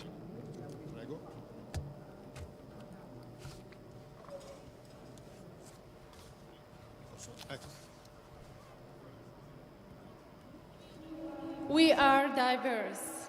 We are different. We have different cultures Abbiamo and differenti religions, culture e but we are religioni, brothers ma siamo and sisters, fratelli e and we sorelle want e to vogliamo live in peace. vivere in pace. Papa Francesco. Every man Ogni is uomo our è brother. mio fratello, Every woman is ogni our donna sister. è mia sorella, sempre. We want all to Vogliamo live vivere together insieme, as brothers da and fratelli e sisters in sorelle, the garden that nel is giardino the earth. che è la terra. The garden of È il fraternity giardino della is the fraternità, condition. la condizione della vita per tutti. We are witnesses of Siamo how in testimoni every di corner come of the in ogni world angolo del God's mondo harmony l'armonia blooms perduta again when rifiorisce dignity quando is respected. la dignità è rispettata, Tears are wiped le lacrime away. vengono asciugate, Work is fairly il lavoro remunerated. è remunerato equamente, Education is guaranteed. l'istruzione è garantita, la salute è curata, la diversità è apprezzata, la natura è risanata, la giustizia è onorata e le comunità abbracciano solitudine e paura. Together we choose to live Insieme scegliamo di vivere le nostre relazioni basate sulla fraternità, che è alimentata dal dialogo e dal perdono, che non implica il dimenticare, ma il rinunciare ad essere dominati dalla stessa forza distruttiva, di cui tutti soffriamo le conseguenze. Uniti a Papa Francesco, vogliamo ribadire che la vera riconciliazione non rifugge dal conflitto, bensì si ottiene nel conflitto, superandolo attraverso il dialogo e la trattativa trasparente, sincera e paziente. Tutto questo nel contesto dell'architettura dei diritti umani. Lo vogliamo gridare al mondo nel nome della fraternità. Mai più guerra. È la pace, la giustizia, l'uguaglianza a guidare il destino di tutta l'umanità. No alla paura, no alla violenza sessuale domestica. Cessino i conflitti armati. Diciamo basta alle armi nucleari e alle mine anti-uomo. Mai più migrazioni forzate, pulizia etnica, dittature, corruzione e schiavitù. Fermiamo l'uso manipolativo della tecnologia e dell'intelligenza artificiale. Anteponiamo e fecondiamo di fraternità lo sviluppo tecnologico. Incoraggiamo i paesi a promuovere sforzi congiunti per creare società di pace, come ad esempio l'istituzione di un Ministero per la pace. Ci impegniamo a bonificare la terra macchiata dal sangue della violenza e dell'odio, dalle disuguaglianze sociali e dalla corruzione del cuore. All'odio rispondiamo con l'amore. La compassione, la condivisione, la gratuità, la sobrietà e la responsabilità sono per noi le scelte che nutrono la fraternità personale, la fraternità del cuore. Far crescere il seme della fraternità spirituale inizia da noi. Basta piantare un piccolo seme al giorno nei nostri mondi relazionali, la propria casa, il quartiere, la scuola, il luogo di lavoro, la piazza e le istituzioni in cui si prendono le decisioni.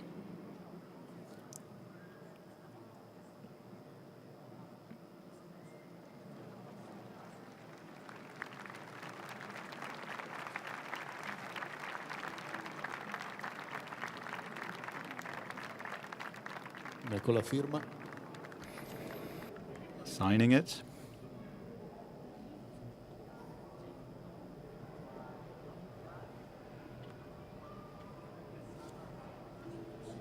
Adesso il And now, Nobel Laureate Mohammed Yunus.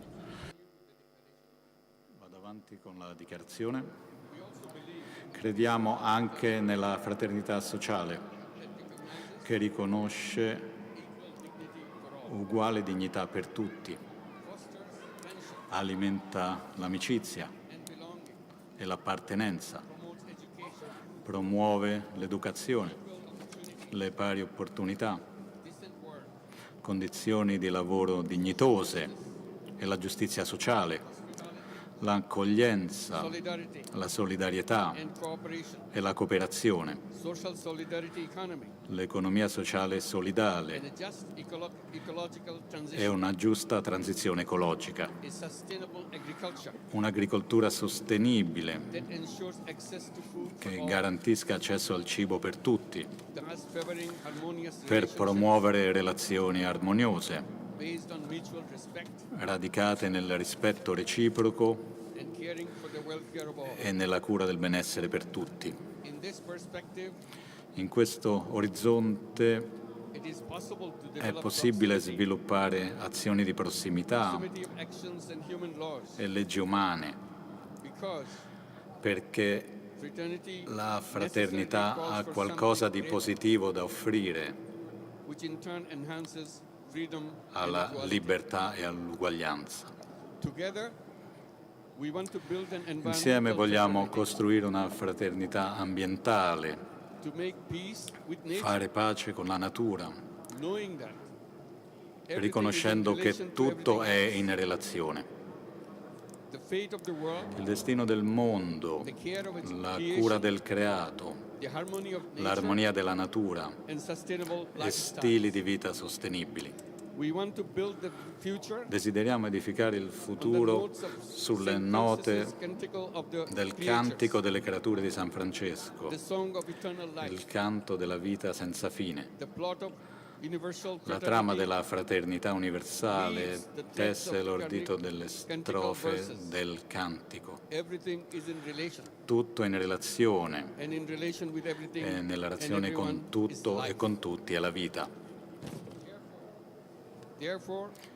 Pertanto, noi riuniti in occasione del primo incontro mondiale della fraternità umana, rivolgiamo a tutti gli uomini e le donne di buona volontà il nostro appello alla fraternità. I nostri figli, il nostro futuro, possono prosperare soltanto in un mondo di pace, giustizia e uguaglianza, a beneficio dell'unica famiglia umana.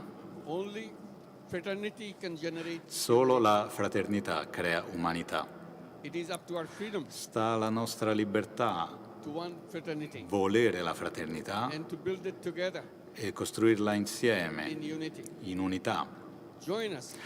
Sottoscrivete insieme a noi questo appello per abbracciare questo sogno, per trasformarlo in prassi quotidiane, affinché giunga alle menti e ai cuori di tutti i governanti e a chi a ogni livello ha una piccola o grande responsabilità civica. Grazie per la vostra attenzione. Che questa possa essere una dichiarazione per tutti noi. Grazie. And now, the signature from Mr. Yunus, and then Cardinal Parolin will sign the declaration.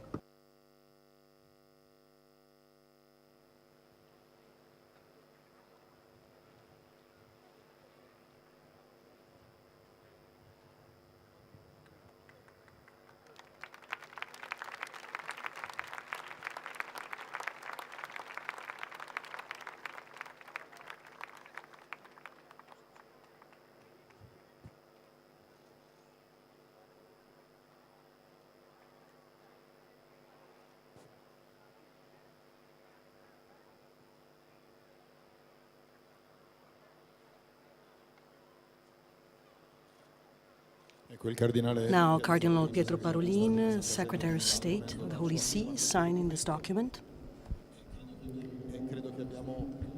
And this is a historical document, accompanied by a round of applause from the entire square, to thank the more than 30 Nobel laureates for peace who drafted this document. Your Eminence, thank you for your kind invitation. I would like to cordially greet you all gathered here, the Nobel laureates who are here on stage, and all those who are following us through our TV broadcast. We have many problems in the world. We have listed them, actually, but we have an answer. We have a main road along which we can all walk to try with goodwill and with our commitment to solve these difficulties, and it is the main road of fraternity, and the Church has always pointed to this road for the entire world, and Pope Francis has recovered this principle in a very determined way in the encyclical Fratelli Tutti. So everything that goes towards or in the direction of human fraternity can be the main road to build a new world, a better world, a world of peace and solidarity. This gesture that we have just made in front of you all is exactly along these lines, and therefore we do hope that these words, replete with meaning, might be translated into our daily practice. Let us all feel committed. Let us not delegate to other people the fulfillment of this commitment. We all have to do our share of the work, and I believe that all of us gathered here, we feel profoundly responsible in this sense. Thank you again, and I wish you all the best. Thank you, Your Eminence. And now we have a message from the Holy Father.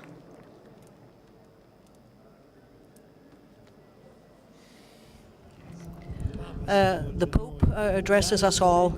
Dear sisters and brothers, good afternoon. Even if I cannot greet you in person, I would like to welcome you all and thank you wholeheartedly for being here. I'm happy to state together with you this wish for fraternity and peace for the life of the world. A writer placed on the lips of Francis of Assisi the following words: "The Lord is there where your brothers and sisters are, indeed. The heavens above us urge us to tread on this earth together, to rediscover ourselves as brothers and sisters and believe in fraternity as a fundamental dynamics of our pilgrimage." In the encyclical Fratelli Tutti, I wrote that fraternity has something positive to offer to freedom and equality, because those who see a brother or sister sees in others a face, not a number. It is always someone who has dignity and deserves our respect, not something to be used, exploited, or thrown away. In our world, ravaged by violence and war, it is not enough to opt for quick fixes and touch-ups. Only a major spiritual and social alliance that stems from our heart and revolves around fraternity can bring back to the center of our relations the sacred character and inviolability of human dignity. This is why fraternity does not need any theories, but rather tangible gestures and shared choices that can turn it into a culture of peace. The question we should ask ourselves, therefore, is not what society and the world can give me, but rather what I can give to my brothers and sisters. Going back home, let us think about some tangible gesture of fraternity, making peace with our family members, our neighbors, our friends, pray for those who hurt us, recognize and help those who are in need. Bring a word of comfort and peace in your schools, universities, or in social life. Basically, show proximity to those who feel lonely. Let us feel called to apply the balm of tenderness within the relations which have become putrescent between individuals and peoples. Let us not be tired to cry out no to war in the name of God and in the name of every man and woman who longs for peace. The verses by Giuseppe Ungaretti come to mind, who in the midst of the war felt the need to talk about his brothers as, and I quote, a trembling word in the night, a leaf that has just burgeoned. Fraternity, it's a fragile and precious good. The brothers and sisters are an anchor of truth in the stormy seas of conflicts that sow the seeds of lies, evoking brothers and sisters and reminding those who are fighting and reminding all of us that the feeling of fraternity that binds us is stronger than hatred and violence. And actually, it makes us all the same in our grief and pain. This is the starting point forever and ever, in the sense of feeling together a spark that can rekindle the light in order to stop the night of conflicts. Believing that others are brothers and sisters, telling others, brother or sister, these are not just empty words, but this is the most concrete thing that each and every one of us can do. It means to emancipate ourselves from poverty, the poverty of believing that we are in this world as single sons or daughters. It means choosing to overcome the rationale of shareholders who are together only because of their interests, being able to go beyond the bonds of kinship or ethnic bonds that recognize only those who are similar and deny who are different. I'm thinking about the parable of the Good Samaritan, who stopped with compassion in front of the Jew who needed help. Their cultures were enemies, their different histories, their mutually hostile regions and religions, but for that man found by the side of the street, and his needs came before anything else. When men and women and societies choose fraternity, policies change as well. The person goes back prevailing over profit, the home we all living on the environment to be exploited for our interest. Work is paid with a just remuneration, and a welcoming reception becomes generosity, life, hope. Justice opens our hearts to reparations, and the memory of the evil that has been repaired is healed through the meeting between those who have been offended and those who have offended. Dear brothers and sisters, thank you for having organized this meeting and for having given life to the Declaration of Human Fraternity, which was drafted this morning by distinguished Nobel Prize laureates who are here gathered. I think that it provides us with a grammar of fraternity, and it is an effective guide in order to experience this and testify to this in a tangible way. You have worked well together, and I thank you from the bottom of my heart. Let us make sure that what we have experienced today is the first step along a journey that can initiate a process of fraternity. The squares that are joining us from different parts of the world that I greet with gratitude and affection testify to the richness of diversity and also to the possibility of being brothers and sisters also when we are not close to each other, as it was the case with me. Move forward, press ahead. I would like to greet you all by leaving you with an image, the image of the embrace, of the hug of this afternoon that we have spent together, and I wish that you will cherish in your hearts and in your memories the wish to hug the men and women and all over the world to build together a culture of peace. Peace, as a matter of fact, needs fraternity, and fraternity needs encounter. This embrace, this hug that we have given and received today, and the symbol is the square where you're gathering this afternoon. May this become a commitment for life and a prophecy of hope. I myself hug you all, and while I repeat my thanks to you wholeheartedly, I tell you all, I am with you.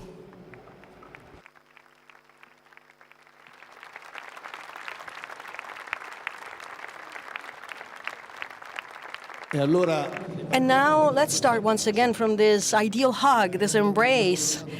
The colonnade here in St. Peter's Square is supposed to represent the church hugging the entire world, and these youths here who are wearing the jerseys portraying the flags of the entire world, and they will now join together. And as a background, we have "We Are the World."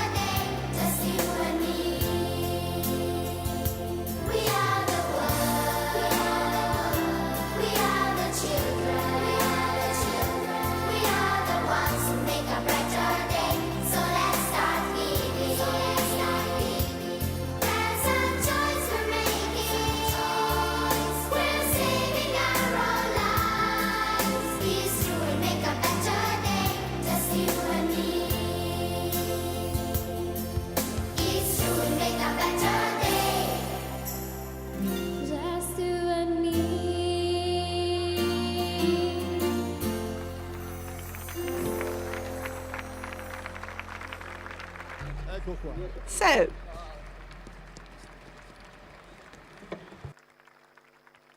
Alejandro Romas is a philanthropist and a writer from Argentina and is supporting many charities for many families in Africa and South America, and is one of the major donors of UNICEF and many other organizations all over the world. Thank you for being with us, and thank you for contributing to tonight's.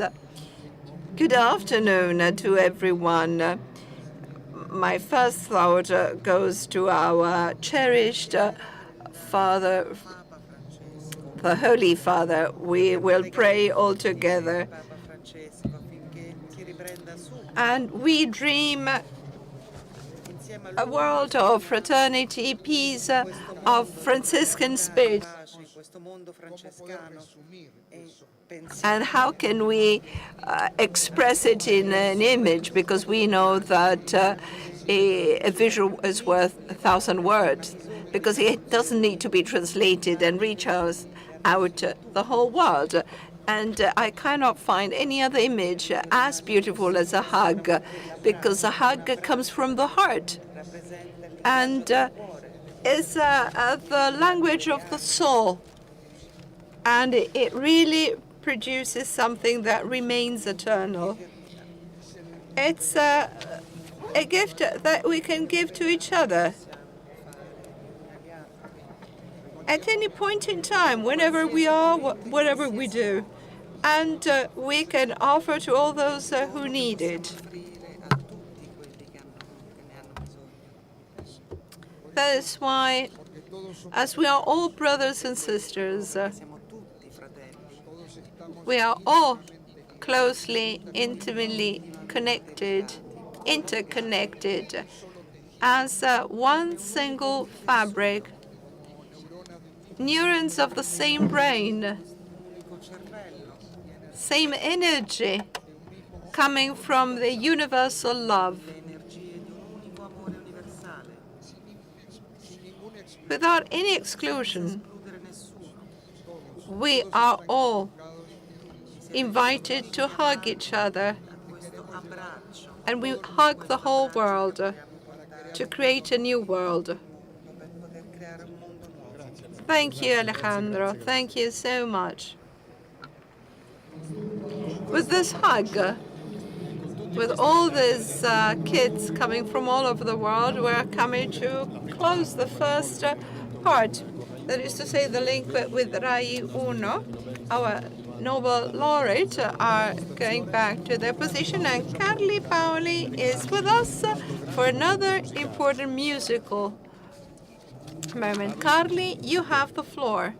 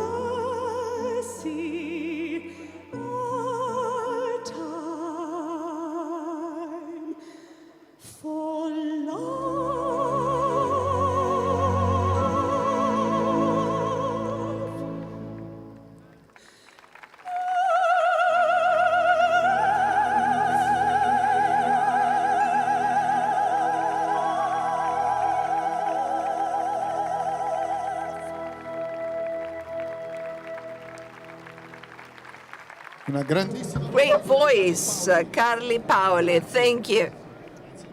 Thank you so much. See you soon. Thank you. So we would like to say farewell also to Ita, Rai, Farewell, Monamont, Intesa San Paolo, and all those supporting this event. And bye to Rai Uno. We close the link.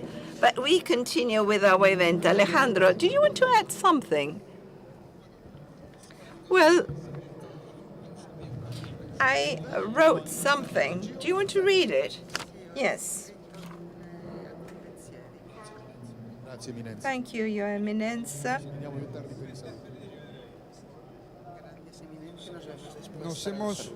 We have met here, we're all here, for a symbol, a gesture of unity that can be represented in an image that says more than 2,000 words. That doesn't need any translation, and that can be understood all over the world. It's a hug that goes beyond words. It's the language of the heart that everybody understands, where time stands still, and we can all find each other.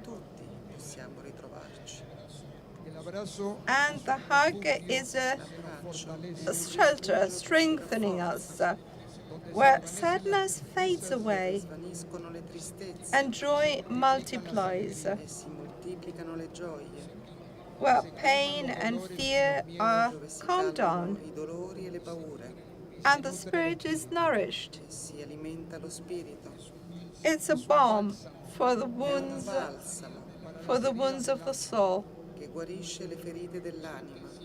Because even without words, we can say to each other, I understand you. I accept you. You are not alone. I love you. And the hug is a bridge between two hearts that creates an indestructible bond. A gift that we can all give at any time and in any place. And it's the warmest shelter that we can offer to those who need us. And this embrace is a language, the language of universal love of souls.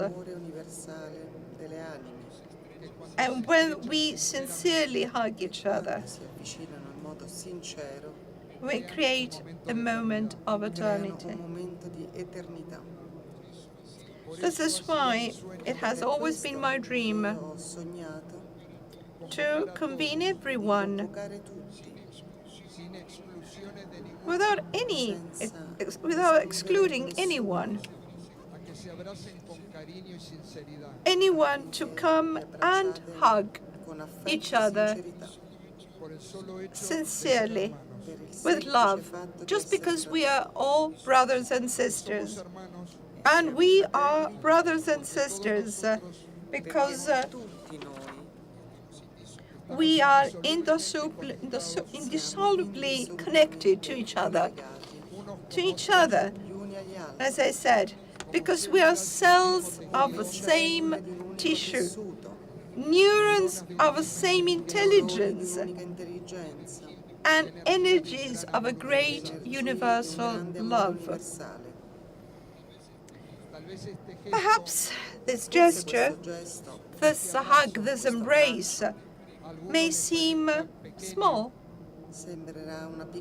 and perhaps insignificant to some. I can swear and guarantee that it is not, because good prevails over evil. It's enough that all of you here, all of us here, will really light a candle for darkness to begin to recede. We are the vast majority of the world.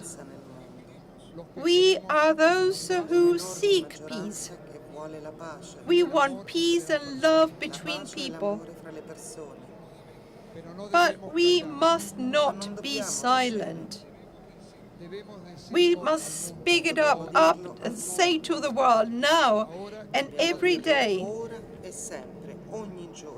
How do we say it? With our hugs, with our small daily gestures of kindness, generosity, and compassion,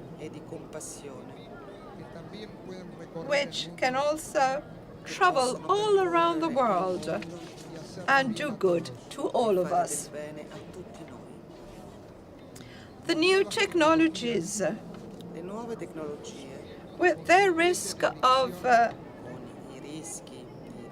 addiction and manipulation, can also be, however, an opportunity to express love. Let us multiply by all possible means, using all possible mass media, all available screens, the small acts of kindness that we witness. These are examples that will drive us to be better and motivate us to be happier. This is humanity that we want to have. And from today on, every small action, every word we utter must lead us into this direction. Because we can make a difference. Each one of us can make a difference. Our lives can have purpose and meaning. And we can help thousands of other lives, both today and in the future. Don't get lost into useless, sad, violent conflicts. We are spiritual beings that go through a human experience. Let us work hand in hand for our own good and for the good and happiness of all. Let us leave behind the philosophy of scarcity and competition. Leave it behind for love, because when love is given, it multiplies. Let's give the world an example, an image that endures and that crosses over time and generations. Now is the time for the peaceful revolution of fraternity. This is the great challenge of our time. Science and technology have already done their part. They have interconnected us and brought us together within a great planetary intelligence, the sum of natural and artificial intelligence. Now it is us. It's up to us, human beings. We have to stand up to the occasion in front of us and put all the power of this technology at our service, at the service of all mankind, at the service of love, which is the only thing that will preserve us as a species and make us happier and stronger. So now, in this spirit of universal fraternity of San Francis and of our beloved Holy Father, Pope Francis, I call upon you, dear brothers and sisters, to warmly and sincerely hug each other. Look into each other's eyes. Open your arms wide. But above all, do open your hearts wide. May eternal and infinite love bless you all. Thank you. Thank you, Alejandro. We don't hug each other. No, we hug each other. No handshakes. Thank you, Alejandro. Thank you so much. And our long afternoon goes on with one of the protagonists I already introduced, Mara Kam. Mara is a fantastic songwriter, and she wrote, she didn't write that song, she wrote a masterpiece. And Fiorella Mannoia was very successful singing it, and she won the second place at Sanremo, and you wrote it with a heart and with a soul. It's a hymn to life. Usually you do not want to sing it, and rightly so, because you wrote it, but it's sung usually by Fiorella Mannoia, but you wrote it and you decided to sing it, to write it. Che sia benedetta. Amara.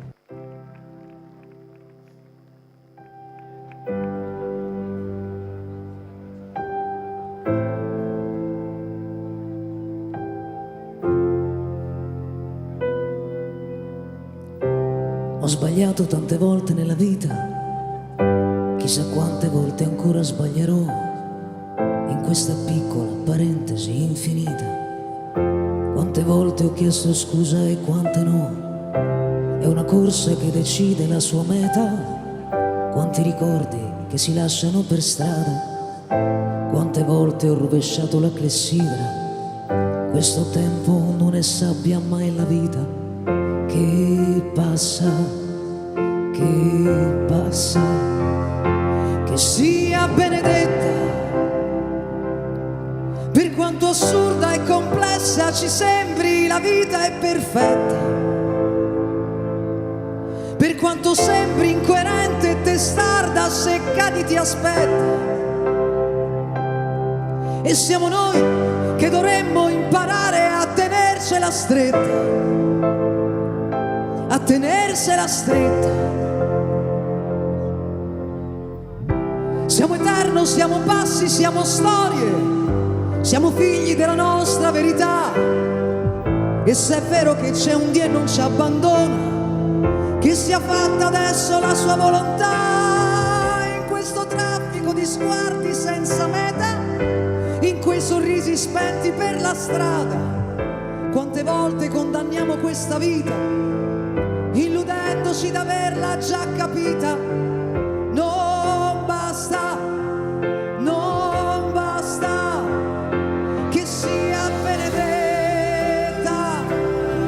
Per quanto assurda e complessa ci sembri,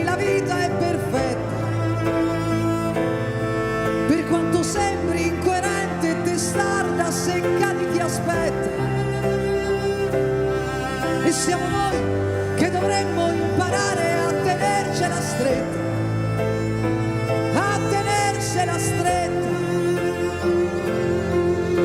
a chi trova se stesso nel proprio coraggio, a chi nasce ogni giorno e comincia il suo viaggio, a chi lotta da sempre e sopporta il dolore, qui nessuno è diverso, nessuno è migliore, a chi ha perso tutto e riparte da zero, perché niente finisce quando vivi davvero, a chi resta da solo abbracciato al silenzio, a chi dona l'amore che ha dentro, che sia benedetta, per quanto assurda e complessa ci sembri, la vita è perfetta, per quanto sembri incoerente e testarda, se cadi ti aspetta, e siamo noi che dovremmo imparare a tenercela stretta, a tenersela stretta.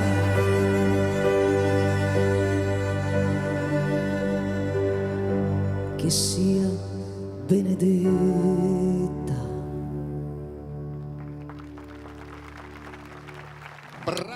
Fantastic.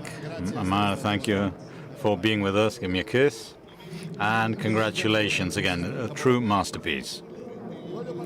Let me tell you about the Protectorate of St. Joseph and the relevant foundation. It's very ancient. They've been operating for 100 years. They're based in Rome, and they provide assistance to minors from the age of 3 to 18. Youth who have problems, unaccompanied minors, young mothers, and it offers its young guests safe haven to friends here. So it's a great family where children can grow and when they can be trained for the working world. Two of them are here today, Mahmoud and Fabio. Good evening. Mahmoud, how old are you? I'm almost 18. Fabio, I'm 17. Starting from Mahmoud. You were an adolescent when you fled from your own country. Yes, when I came here to Italy, I was just I was almost 18. My homeland was Egypt, so I left Egypt to come here. And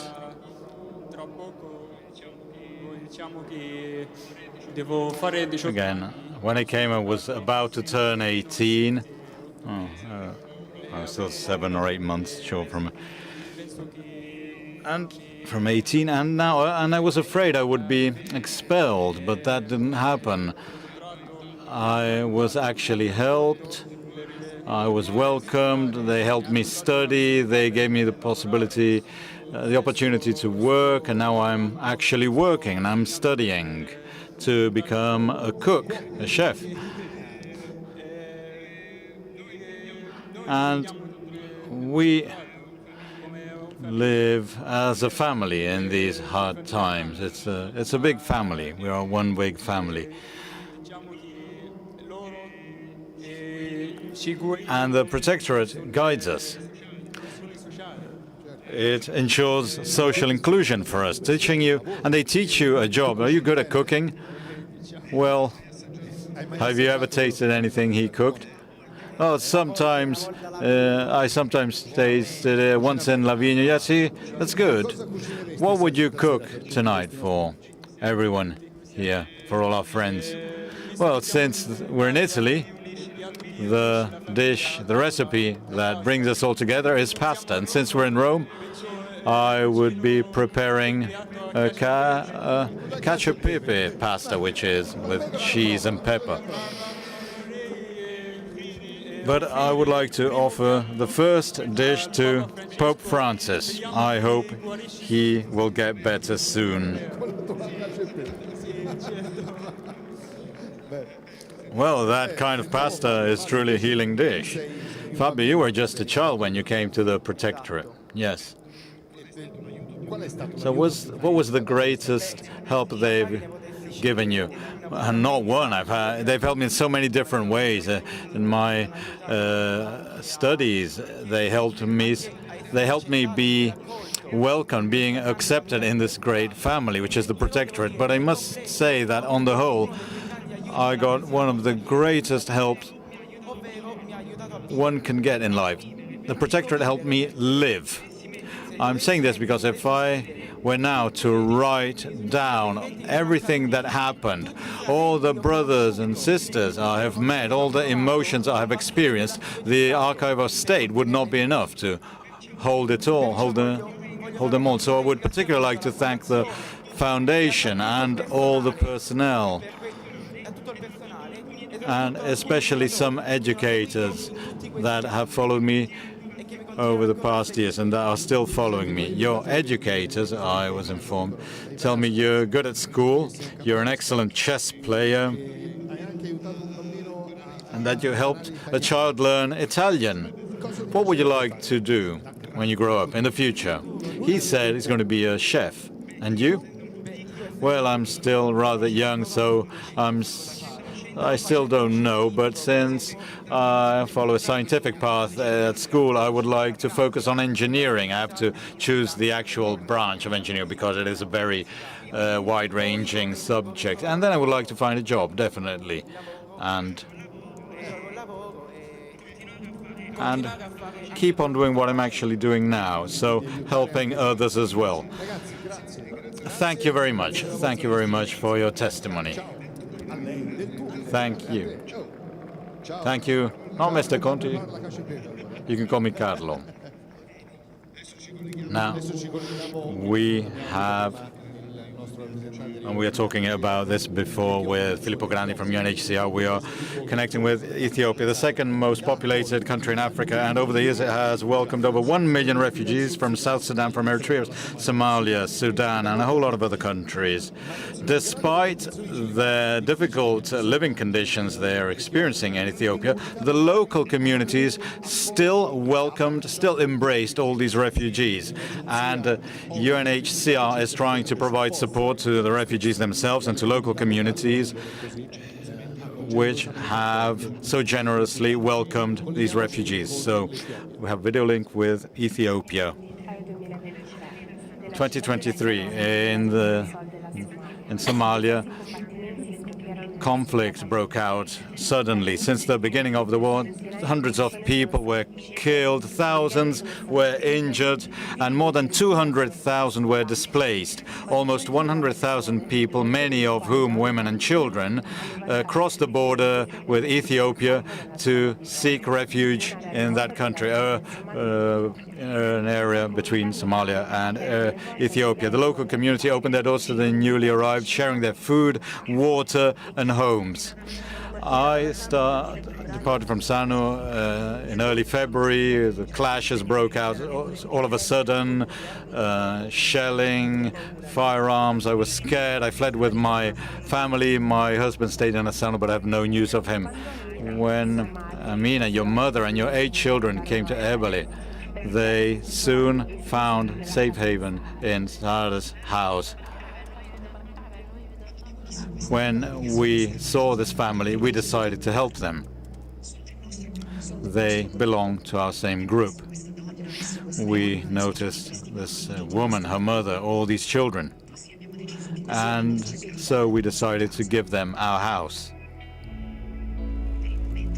For the time being, we're living in the house next door with our eldest son. The hosting community has offered the refugees the very little things they have, despite the drought has struck the area for over 3 years and there is scarcity of food and water. The situation here at Egal is quite good. The local community has welcomed us. They have given this house to me, to my mother and my children. Since we lost our home, they have given us shelter, but access to primary needs is still a problem. We've faced many difficulties because many people have arrived here. There's a shortage of water and other resources. The hosting communities are struck by long dry spells. We usually take our water from the wells, but again, there's scarcity. The local community has provided assistance to refugees, asking for nothing in return. Now both the local community and the refugees need assistance, urgently need assistance to access water, food, and basic sanitation. The community continues to welcome all the refugees who come to the border.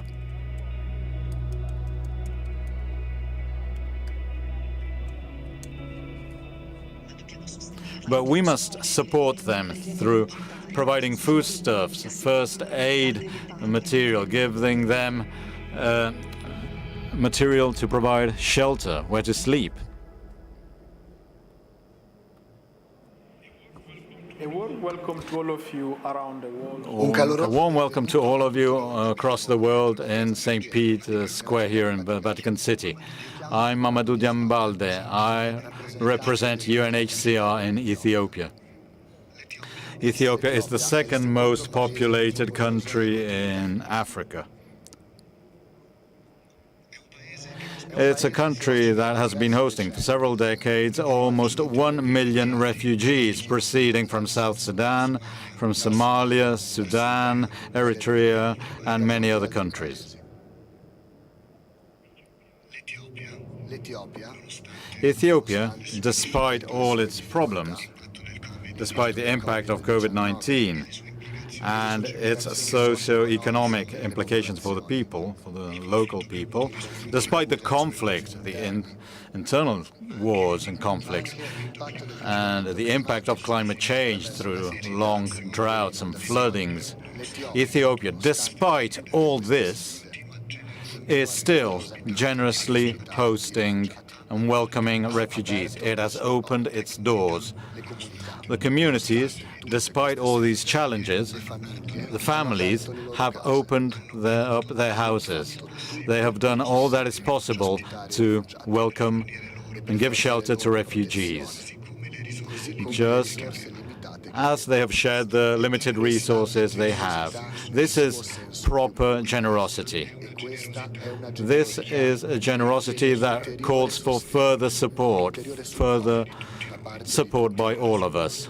Further support by all of us who are attending this event to make sure that this generosity can be extended to all people fleeing from conflicts, from the violation of human rights, and from other factors, push factors that drive them away from their homeland. We now connect with Mohammed Ahak Hussein. He is a refugee from Somalia who fled to Ethiopia in 2009, where he still lives in the refugee camp of Mekadida in the southeast of the country. In 2010, Hussein founded the Meruda Music Band, which in its golden years had over 40 members, 40 musicians. Hussein is visually impaired and he has been playing here for many years. He has many children, many of whom he adopted to help them grow. Hussein says that music can help convey happiness, and his message to the world is that together we can achieve a lot. Welcome to this performance. We are at the refugee camp of Melkadida, and this is the Meruda Music Band.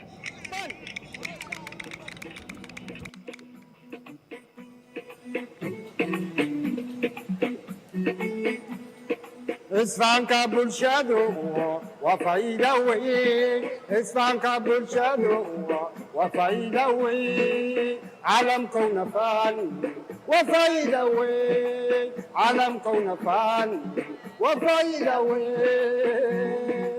Come on.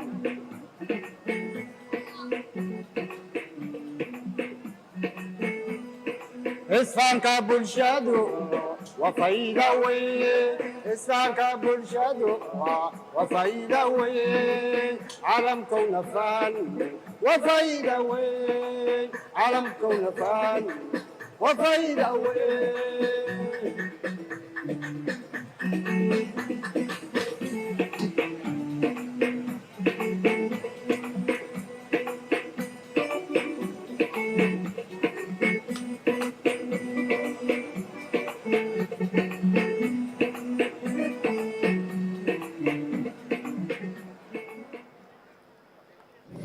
So we're back in St. Peter's Square after this video link with Eritrea. We have Andrea and Carolina again. Where are you? Yes, over here. This is a group of fantastic women. And as soon as you mentioned the cacio e pepe pasta, there was a great competition here. They pulled out all sorts of biscuits and more snacks. So Andrea did make the most of the situation. So aside from all this, Simona, what's the meaning of this day? For us, this is a very important day. We are here to defeat solitude, and we hug everyone in a big embrace so that we may no longer be alone, no longer be lonely, not alone. And Ermite Realacci is here on stage with me, founder of Symbol, a foundation that gathers all Italian qualities. Welcome. What is this foundation, Simbola? What is its purpose? Simbola tries to bring together in Italy everyone, all those who want a better country, whose stake on what makes Italy unique: beauty, quality, sustainability, and cohesion.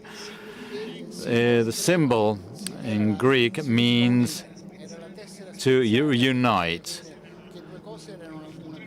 Two things can become one only thing. Devil, on the contrary, it means to divide. So in Simbola includes a number of purposes of large enterprise, smaller enterprises, know-how, anything that has Italy's future at heart. And this calls for actions in the territory.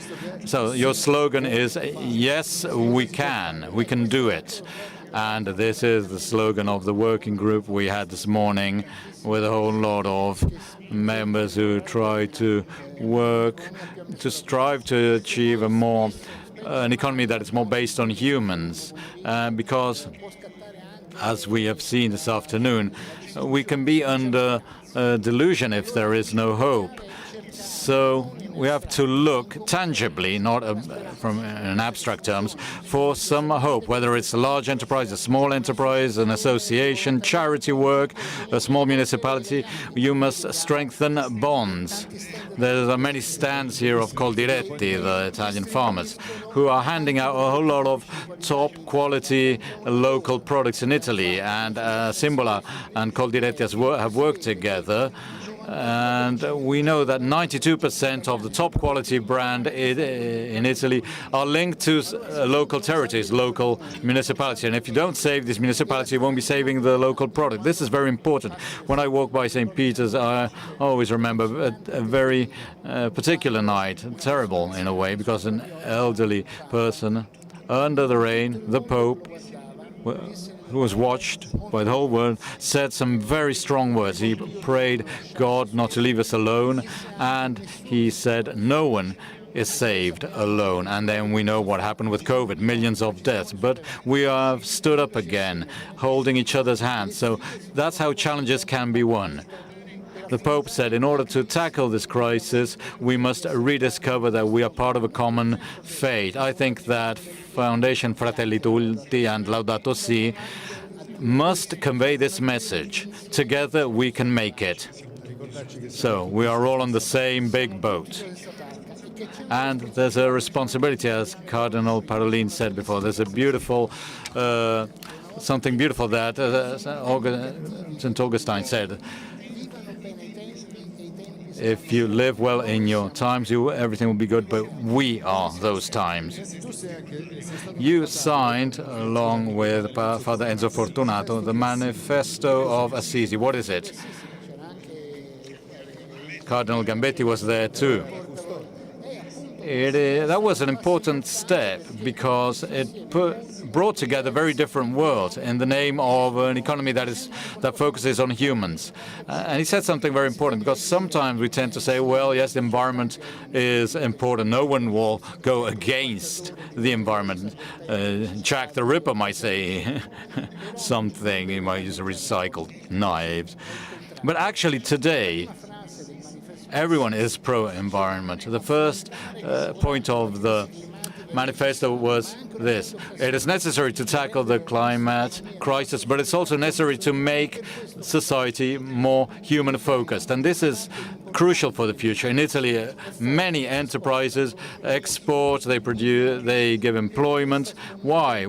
And they innovate because they stake a lot on a green economy, on the environment, and on people. So this is an important choice that calls for responsibility and calls for sharing, being together, even with renowned TV hosts. Thank you, Ermete, for your testimony. I wish you well. Thank you.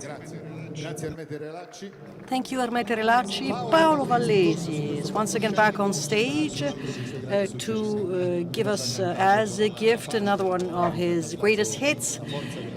He sang Pace with Amara and then La Forza della Vita. And also a big hand to all the tech support people who have been working in the wings and behind the curtains, and they're doing incredible things. It's difficult to organize an event like this. So we heard Amara with Amara Bace and La Forza della Vita, and then Le Persone Inutili, the useless people. This was written for the people who are the last amongst us and who are working in order for our world to move forward. That's perfect, really, for this event. Useless people, le persone inutili. Paolo Vallesi.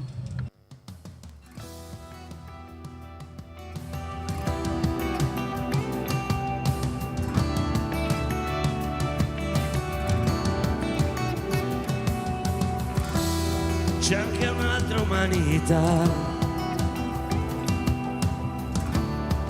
dietro sé non lascerà legge e monumenti, gente destinata a perdere e nessuno canterà i suoi fallimenti, uomini in balia di un Dio della disallegria che non li abbandona mai. Aghi nei pagliai nascosti fra i passanti sono le persone inutili, gente destinata a perdersi, che non mostra i denti e i muscoli, che si arrende prima o poi. Sono le persone inutili, le più belle, le più umili, che non troveremo mai sui giornali o nei cortei, ma che amano ogni giorno molto più di noi.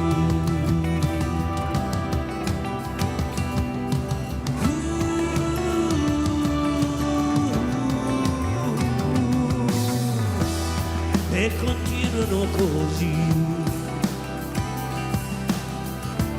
rassegnati a dire sì, a tirare avanti, sempre condannati a illudersi,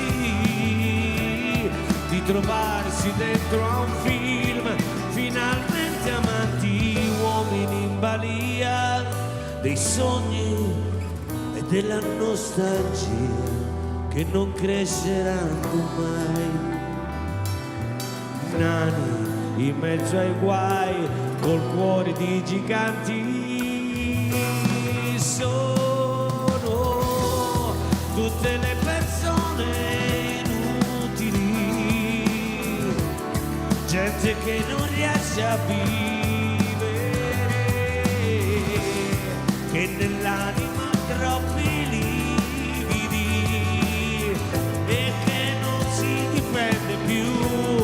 che si ammala prima o poi, perché le persone inutili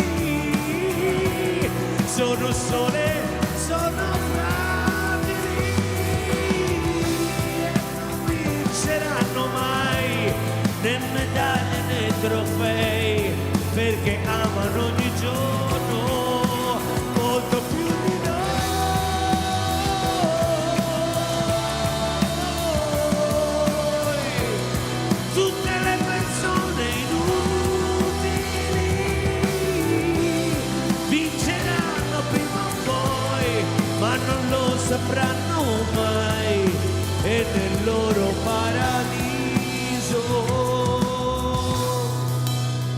non ci andremo noi, non ci andremo noi, non ci andremo noi.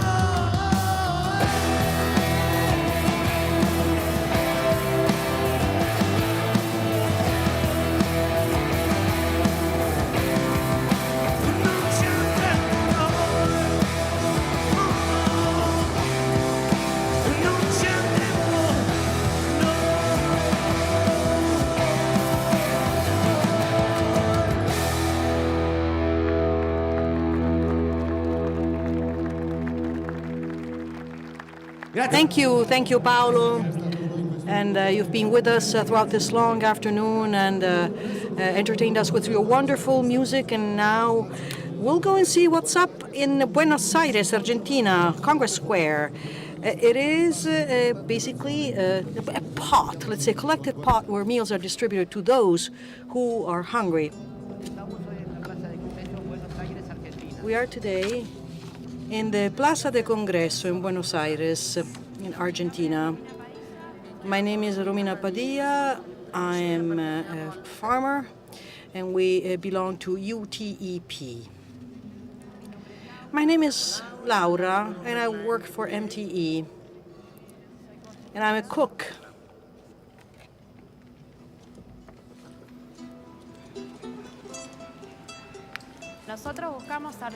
We try to join forces with other organizations to bring a meal, a food, to people who need to eat at least one meal a day, the homeless, for instance. This is how we serve our food. Here, my colleague, as you can see, is putting the cheese on our plates. Then this other colleague is serving bread, juice, fruit.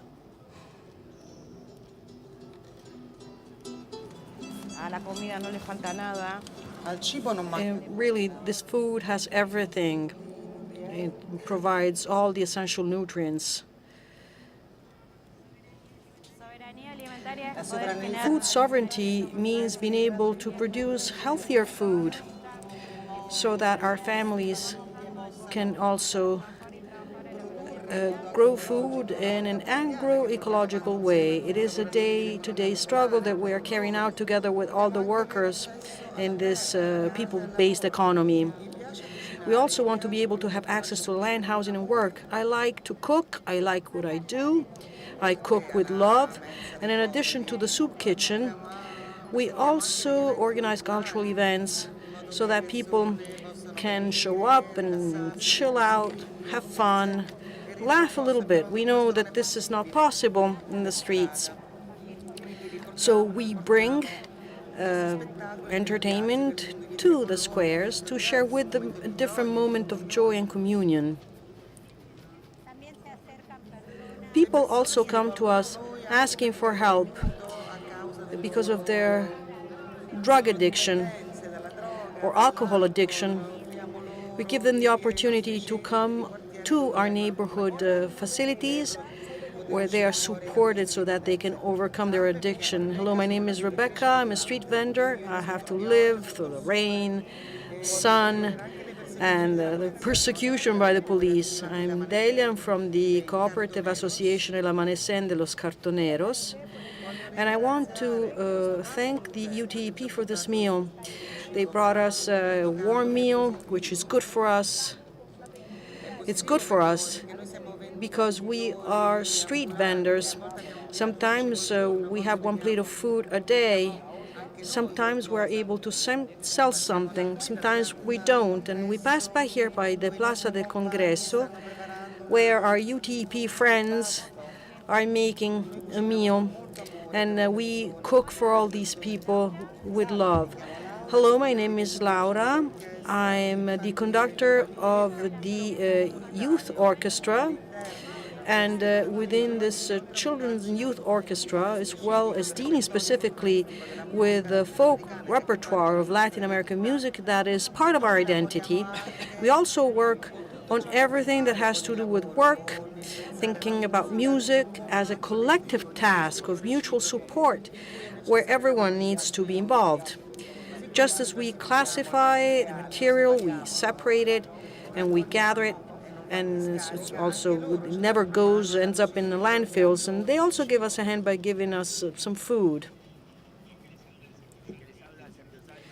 My name is Sergio Sanchez, better known as the Cartonero, friend of the Pope. As Pope Francis said, here no one is saved alone. People need at least, a plate of food, warm food. Not only that, they need affection from each and every one of us. We are not a throwaway material. We've been fighting for 20 years for land, housing, and work, and we came to accompany the Olla Popular, the soup kitchen organized by the UTP, which provides food for many people at this difficult time in Argentina, because we believe that from our place, we should really perform this task with our work in our hands. The future of humanity lies in our hands.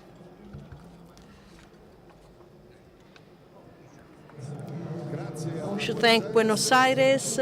We're back in St. Peter's Square. I would like to thank Carolina and Andrea for your wonderful work. Thank you for having accepted our invitation and have contributing to telling the story of this square. Thank you, Carlo, for allowing us to be here with you in this very important day. It has been an honor, indeed. Thank you. Wish you all the best for your work. Thank you. I hope you have a wonderful continuation of this incredible afternoon. And now, testimony from Kinsu Kumar. He's a children's rights leader. He's 26 years old. Now, a round of applause for Kinsu. He's 26 years old.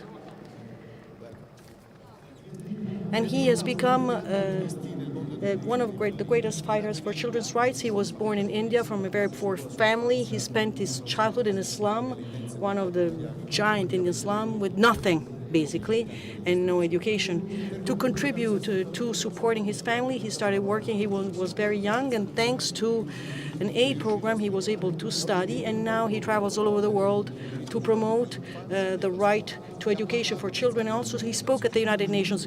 Kinsu, could you please tell us very quickly why you have become a leader in promoting the rights of children in the world? Beh, innanzitutto, namaste a tutti voi dall'India. Namaste. Oggi, parlando qui in Piazza San Pietro, rappresento la voce di 160 milioni di bambini in tutto il mondo, i quali tutti i giorni vanno a lavorare, come facevo io quando avevo solo 7 anni e non ero mai andata a scuola, e un giorno sono stato soccorso da un'organizzazione fondata da Calase Tartini nel 2003, un premio Nobel, e poi la mia vita è cambiata. Sono riuscito ad andare a scuola, ho imparato a leggere, a imparare, ma la cosa più importante, ho potuto vivere la mia infanzia e sognare quello che volevo essere. E poi, quando sono cresciuto, mi sono reso conto, e quando vedevo bambini in tutto il mondo, no? C'erano tanti bambini che lavoravano, e allora ho deciso a quel punto che questo non va bene, dobbiamo porre fine a tutto questo. E quindi qualcuno come me deve parlare a loro nome per rendere questo mondo un mondo che è esente dal lavoro minorile. In your opinion, Kinsu, what can be done to eliminate the scourge of child labor?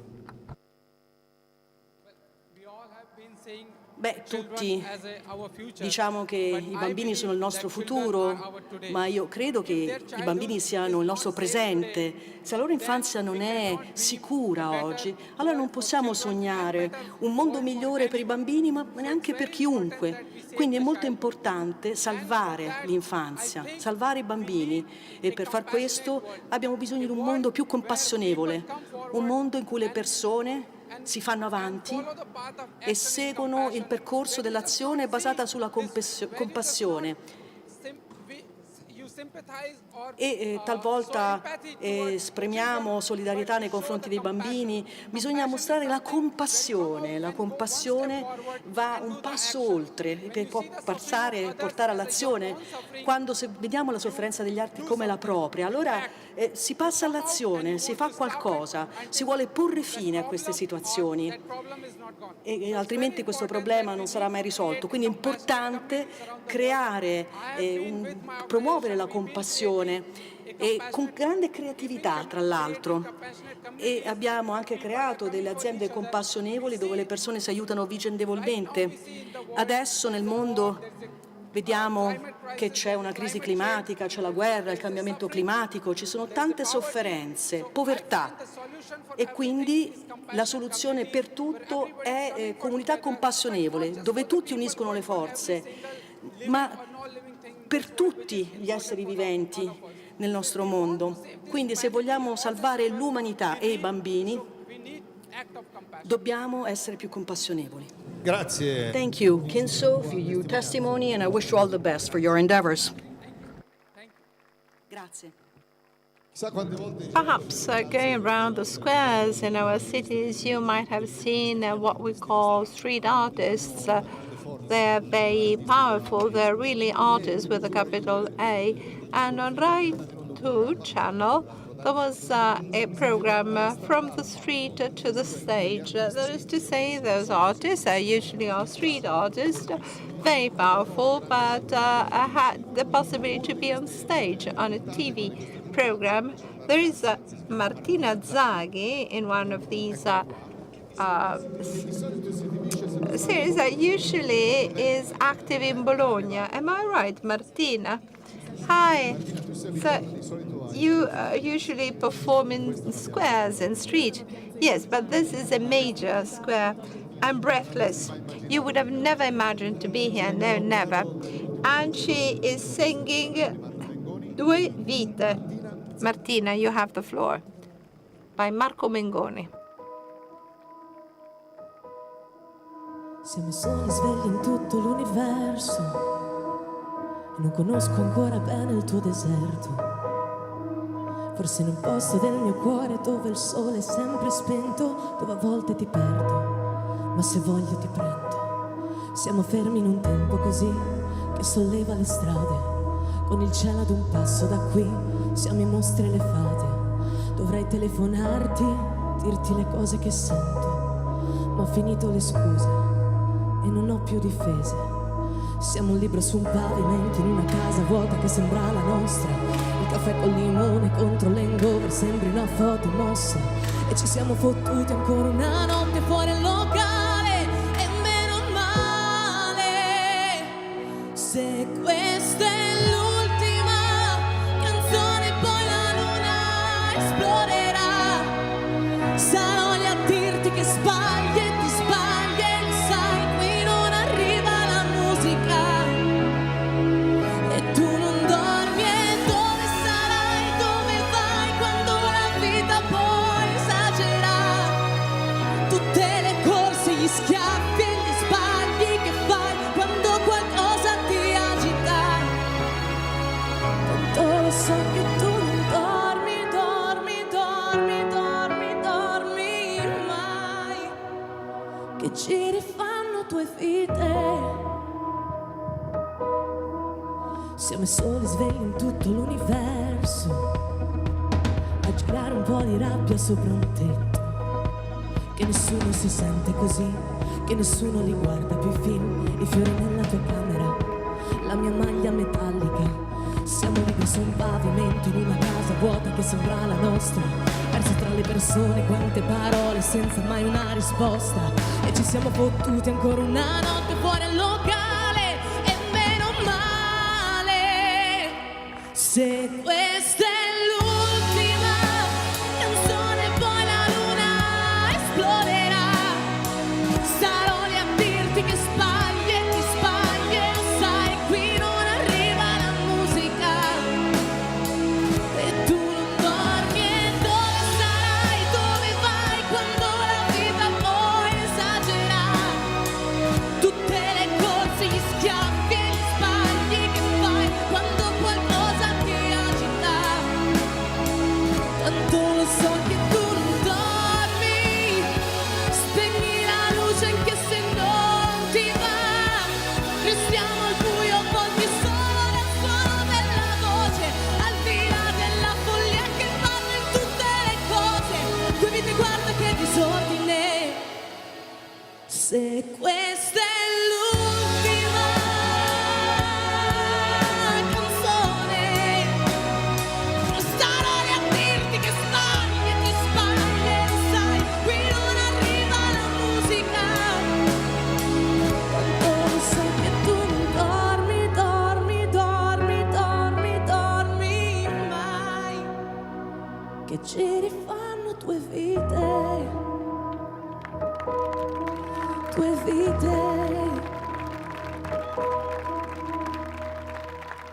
Thank you.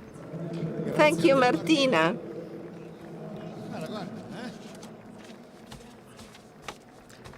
I was really excited. Thank you. Thank you. Thank you, everyone. So we spoke about this beautiful initiative we have in Via della Conciliazione, the call diretti activity. So I have the President, Ettore Brandini, and the Secretary General, Vincenzo Gismondo. And there's also the Call Diretti Funds Club over there. I have just this strange feeling. It's the largest farmers European farmers association, 1.6 million members. So before starting asking your question, I would like to hug all the farmers from Romagna that in this we really need more than ever our support. Really, I hug them affectionately. And as I said, on TV channel, my program, let's go to Emilia for our holidays and help the economy over there. So we have all these yellow tents. And what is the mission of these 2 days here in Vatican? Carlo, for us, it's an important moment of solidarity and proximity, being close to people who are fragile. Today and tomorrow, we will give food to families in difficulties, of food for free. And this is our DNA, like sustainability, diversity, starting from real food, authentic food. And as Pope Francis wrote in Laudato Si, respecting the soil, the territory, the land, and preserving it in order to preserve it for the future generation. These are our main pillars. And you have a fun club here. Italy is a country of good food. You eat well. Can we say we are the best? We offer the best food in the world? Yes, we can. And thanks to the farmers working in the countryside, we can have food and fraternity. Can it be a binomial?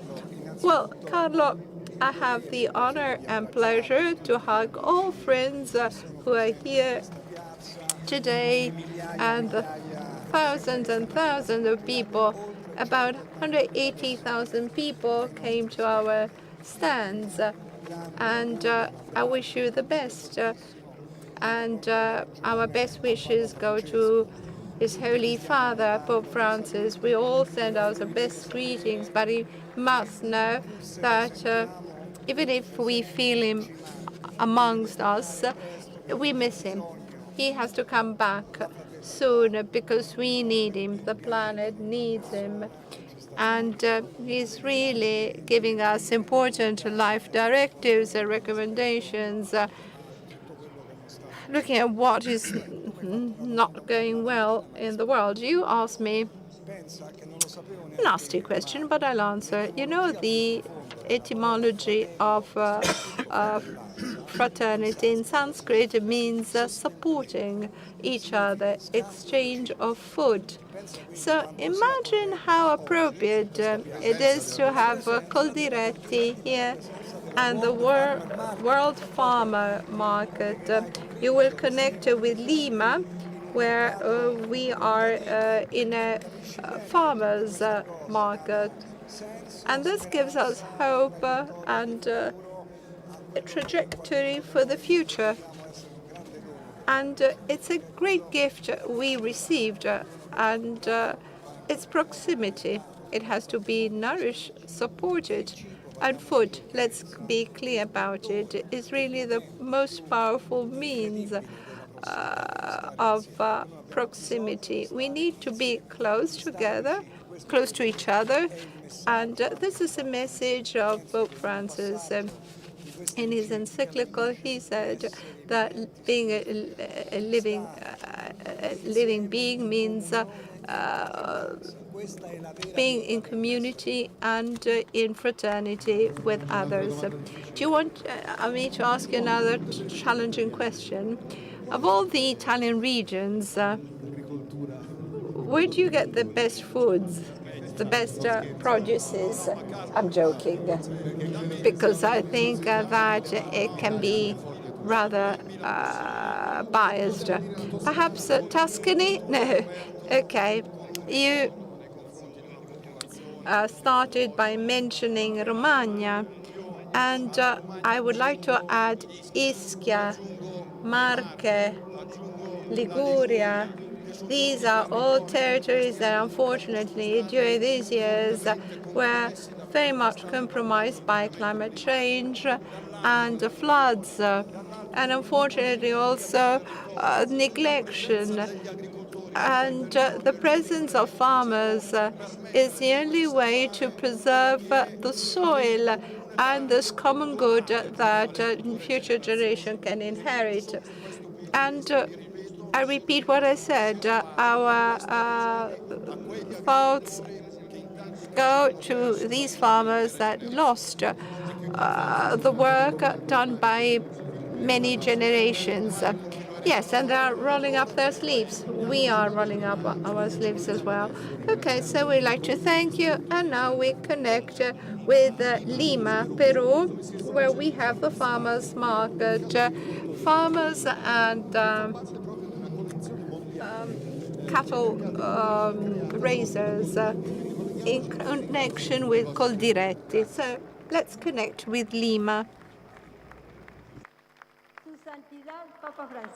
Pope Francis, Your Holiness, dear friends of St. Peter's Square, dear friends from all the squares around the world, from Lima, we really hug you fraternally. Our farmers' market have been organized in the last decade. We sell our produces because we are small farmers. I would like to introduce Sister Evita, who will speak about this activity. I'm Sister Evita, and I'm a member of the Immaculate Virgins Society, and we produce different things. We have orphanages, and we use mitas, which is a typical foodstuff, and with humitas, so we sell it, and with the sales and the profits made, we support some young girls. And thanks God, our food is very much popular. In the past, they were asking, what are these sisters doing around the farmers' market selling their produces? Well, they understood that we need to make money in order to welcome young girls in our homes. Now I would like to present a typical Huancayo dance. It's a typical Peruvian dance.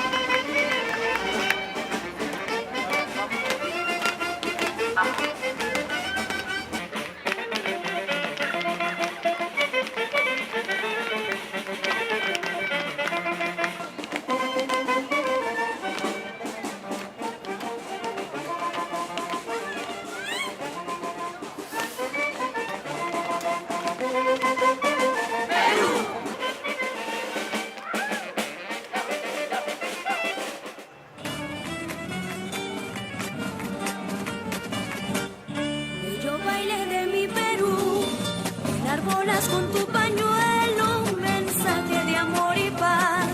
En tus notas hay alegría, un motivo con que soñar. Y suena, solo se escucha un sano cantar. Bello baile de mi Perú, enarbolas con tu pañuelo un mensaje de amor y paz. En tus notas hay alegría, un motivo con que soñar. Que suena, solo se escucha un sano cantar. Vuela por los aires, deja que termine clara melodía y regio compás. La suave cadencia hace que tu baile en otros confines logre brillar. Eres tan hermosa, norteña y peruana, linda marinera, no hay como tú con tus zapateas.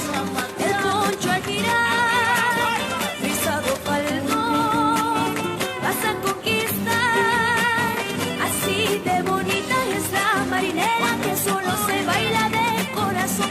Así de bonita es la marinera que solo se ama con todito el corazón.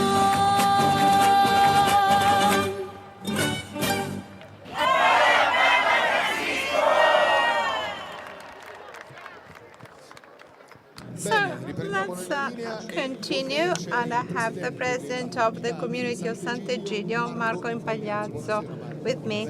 Welcome. So the Sant'Egidio community doesn't need any introduction, but I like the three words, prayer, poverty, and peace. These are the buzzwords of the community. And unfortunately, war is the mother of poverty. So can the fraternity help to construct peace?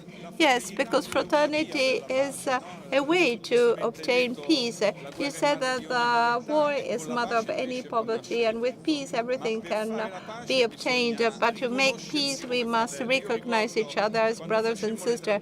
I remember when we were carrying out the negotiation for Mozambique, the first thing was remembering the guerrilla and the government that they were brothers of the same people of Mozambique. You have to acknowledge each other as brothers and sisters. You came back from Congo and you were on mission for Sant'Egidio. What was the situation there?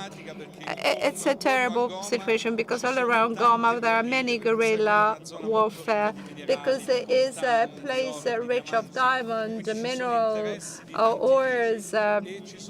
It's a very rich area, and there is a lot of guerrilla warfare. There are a lot of people fleeing the country, living in refugee camps where they have nothing.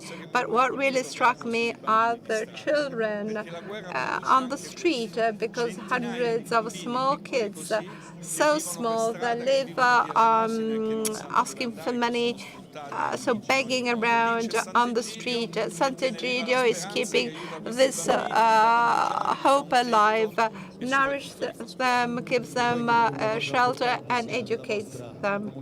Okay, and what is important in your community is give them a hug, a smile, and really make them feel alive. Yes, and imagine once the Pope said there is a confusion between the one who serves and the one who is served, and the hug is the joining force. Okay, I wish you success. So behind me there is an orchestra. Round of applause, string quartet of Mare e Orchestra dei Popoli. Those instruments were made with the woods of the boats of migrants, and so the orchestra with Cuban, Japanese, Libyan, Indian, Albania musicians. So it's the orchestra of the peoples singing and playing together, and the sign of fraternity.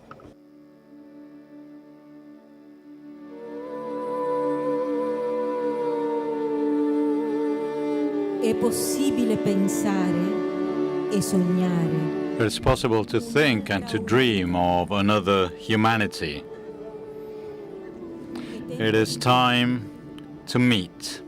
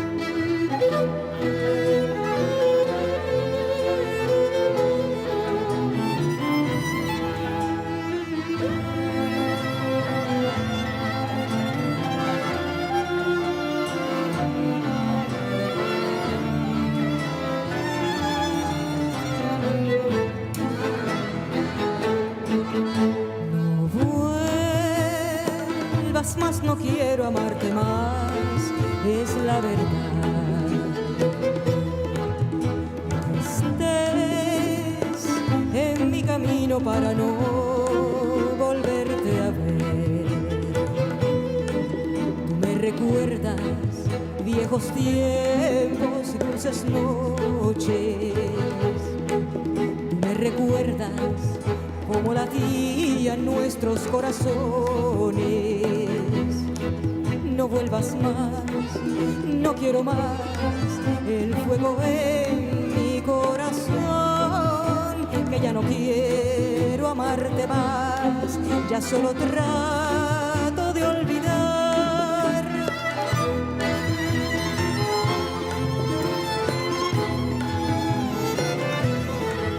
No vuelvas más, no quiero más el fuego en mi corazón, que ya no quiero amarte más, ya solo trato de olvidar.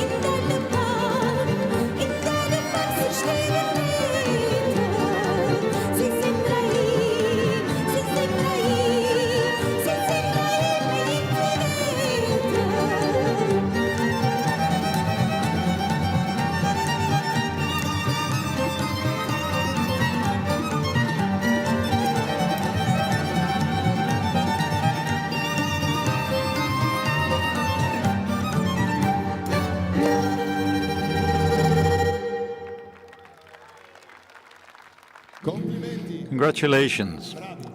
Great job. Wonderful performance. Thank you.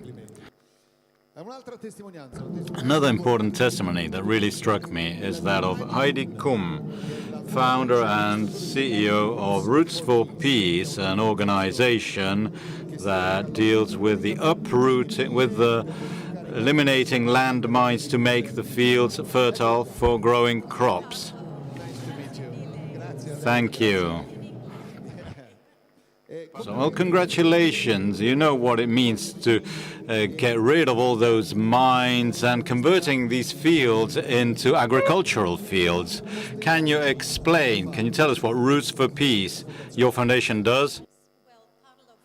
Carlo, anzitutto vorrei esprimere il mio grande apprezzamento, sincero apprezzamento e gratitudine alla Sua Santità Papa Francesco per aver organizzato questo straordinario evento di fraternità umana, perché ci sono famiglie nel mondo oggi che sono a rischio, rischiano sempre di mettere il piede su una mina antiuomo.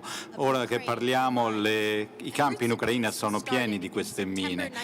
Abbiamo avviato questo progetto nel 97 per trasformare le mine in vigne, per sostituire questi campi minati con vigneti. È stata veramente una grande sfida, perché io sono partita dalla California, dove non abbiamo campi minati per fortuna, ma dopo la morte della principessa Diana il mondo ha capito che viviamo in un mondo in cui ci sono circa 60 milioni di mine antiuomo in tanti paesi, circa un terzo dei paesi mondiali oggi.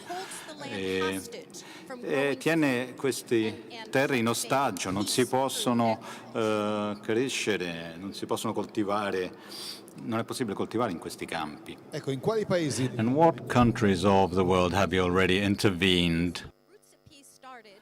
Roots for Peace è iniziata a settembre, ma io ho messo piede nei campi minati in Croazia.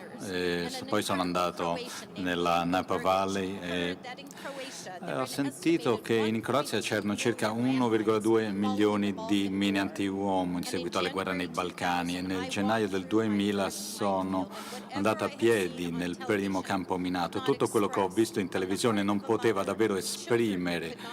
Ho vissuto veramente cosa significa per le madri, per i contadini che prendevano dei rischi enormi per poter nutrire le loro famiglie, i bambini poi che tornavano in questi campi che nel frattempo erano fioriti e poi esplodevano le mine e i bambini hanno perso le gambe. Quindi poi siamo andati avanti con questa operazione anche in Afghanistan, perché dalle mine ai vigneti questa battaglia l'abbiamo portata avanti poi anche altrove, e nei paesi musulmani dobbiamo rispettare le tradizioni locali. Ci sono tanti tipi di vigne che sono autoctone, però in Afghanistan ci sono tantissimi campi minati, quindi Roots for Peace lavora anche in questo senso per ripristinare, per bonificare tanti terreni, e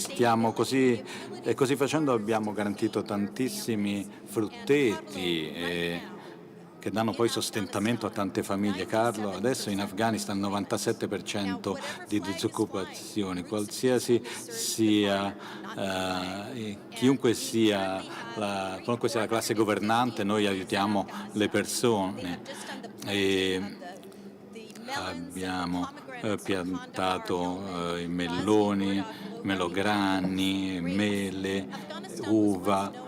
E l'Afghanistan una volta era conosciuto come il giardino dell'Asia centrale e è in grado di nutrire la gente, le proprie persone, affinché poi non vadano a unirsi a qualche organizzazione nefasta, ma possono anche dare nutrizione ai paesi vicini, e questo migliora la catena di valori.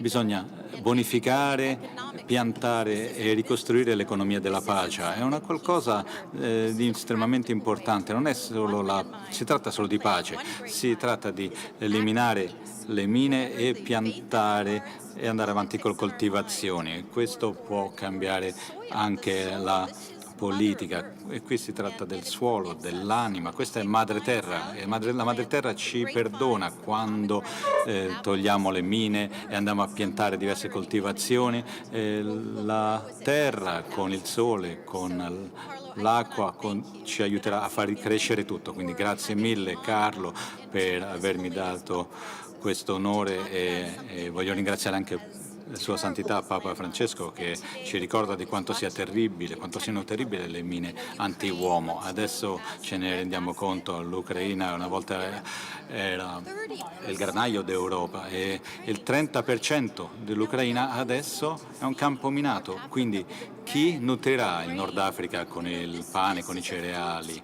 Questa è una questione di sicurezza alimentare, non si tratta solo di rimuovere le mine anti-uomo, quindi sono veramente estremamente grata non solo al Santo Padre per questa grande opportunità di condividere questo momento storico in cui possiamo trasformare, cambiare le cose, passare dalle mine ai vigneti, indipendentemente dalla nostra fede. Nella mia generazione, quando ero una studentessa a Berkeley, in California, si parlava della guerra nel Vietnam, e io sono stata anche nei campi in Vietnam. Da quando è finita la guerra nel 1975, oltre 100.000 innocenti vietnamiti sono stati mutilati o uccisi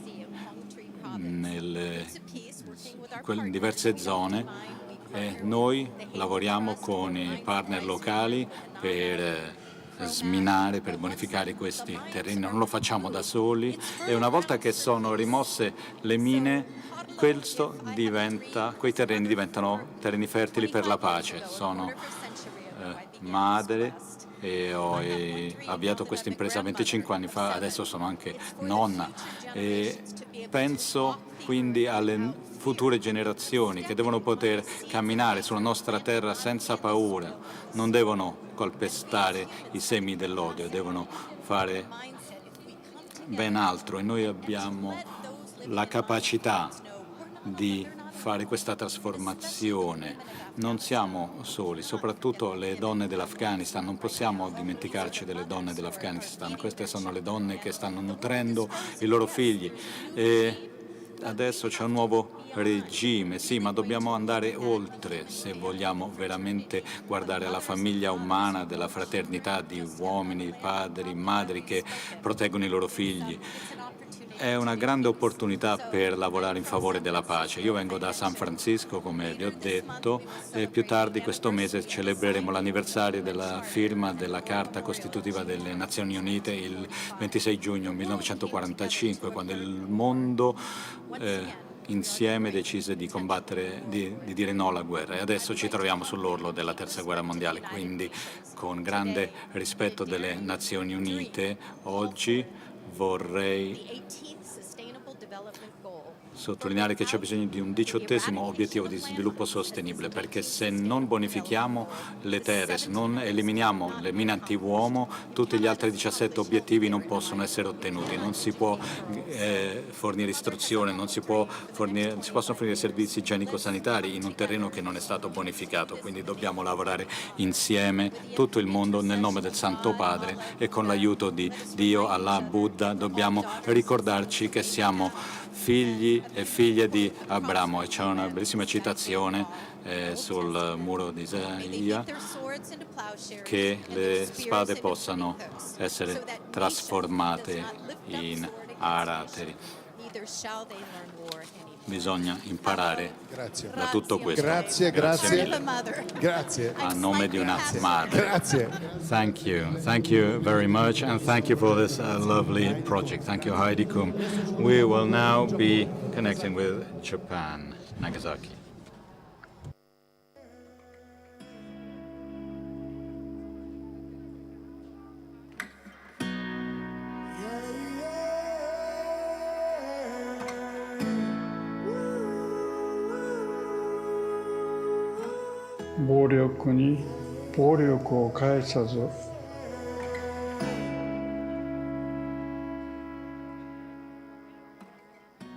Friar Jacob Hitoshi Kataoka, OFM, Il padre è un discendente dei cristiani che sono stati perseguitati per circa 240 anni a Nagasaki.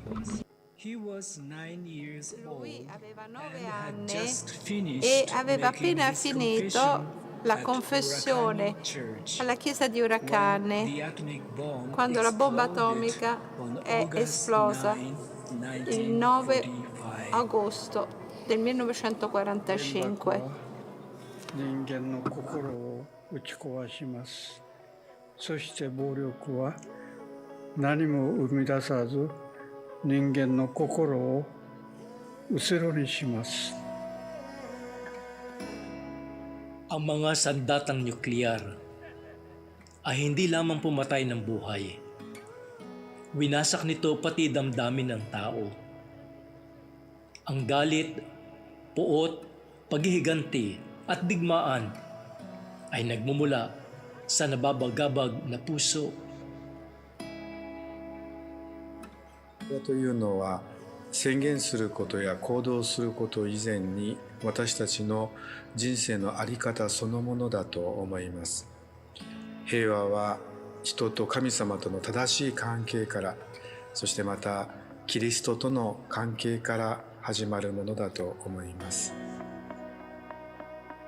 我们是和平的使者，在我们自身内必须拥有和平。这和平扎根基督内，生活中让我们以宽恕的经验来开始向周围的人及世界做和平见证。片岡神父様、人間の未来に何を望んでいらっしゃいますか？暴力に暴力を返さず、すべての人が兄弟姉妹として平和な心で暮らすことです。 Grazie al collegamento. Thank you for this link with Japan. The young artist is Chula, accompanied by two smart musicians, and the performance will be the swing. This is what we're going to sing.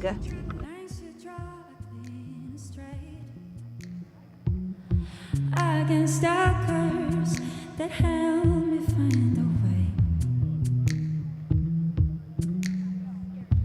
City profiles are just like the lens, cut through your eyes, wipe out all the grace.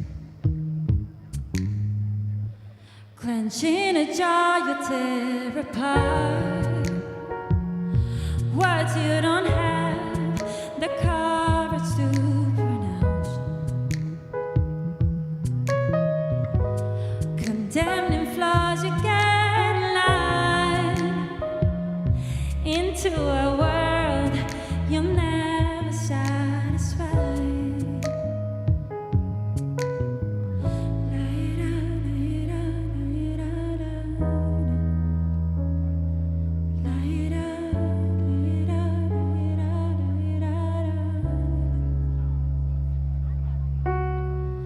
La ira, la ira, la ira,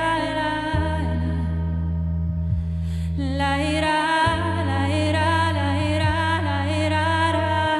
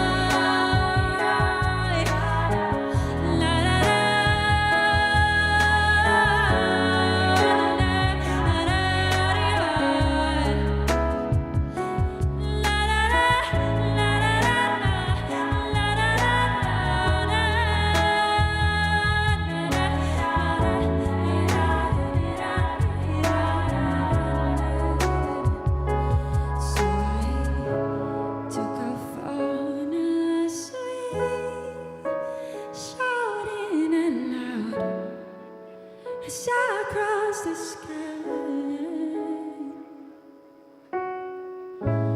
Found my fantasy shaping the clouds as I cross the sky.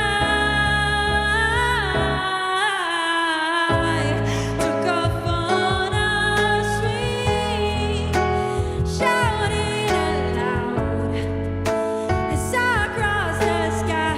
No, no, no. Found my fantasy shaping the clouds as I cross the sky.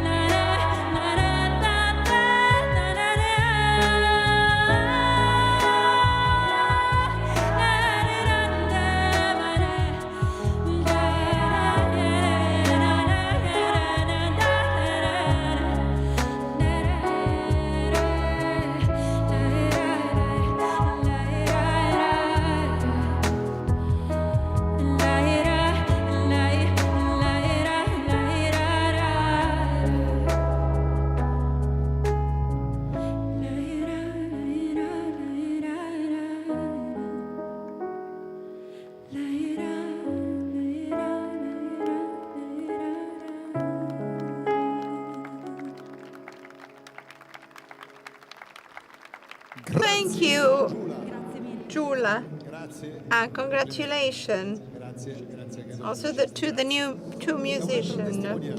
Monsignor Lucio Sembrano is on behalf of the Dicastery for Interreligious Dialogue.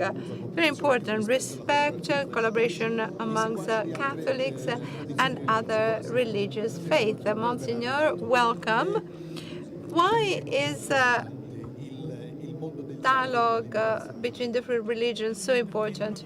Because we have no alternative to construct peace. We must speak, and men of goodwill, believers should do things together to save our planet and to listen to each other and have an open, frank dialogue. And all religions are open to this dialogue. It is the Catholic Church that 60 years ago, with Pope Paul VI, started this official interreligious dialogue.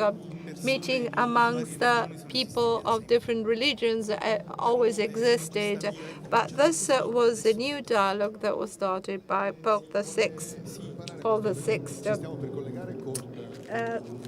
Link with Jerusalem. Yes, and I'm very glad to introduce the link with Jerusalem. I do it on behalf of the Dicastery for Interreligious Dialogue.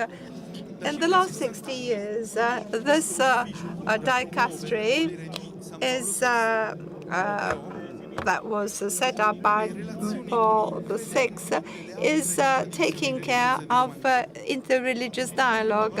And Pope Francis, along with his predecessor, is very focused on interreligious dialogue, intimately involved both with contacts of other Christian denominations and other religions, and exhorting us to do the same with his teaching and example, in particular on the example of St. Francis from Assisi, who was able to go belong, color of the skin, nationality, background, religion.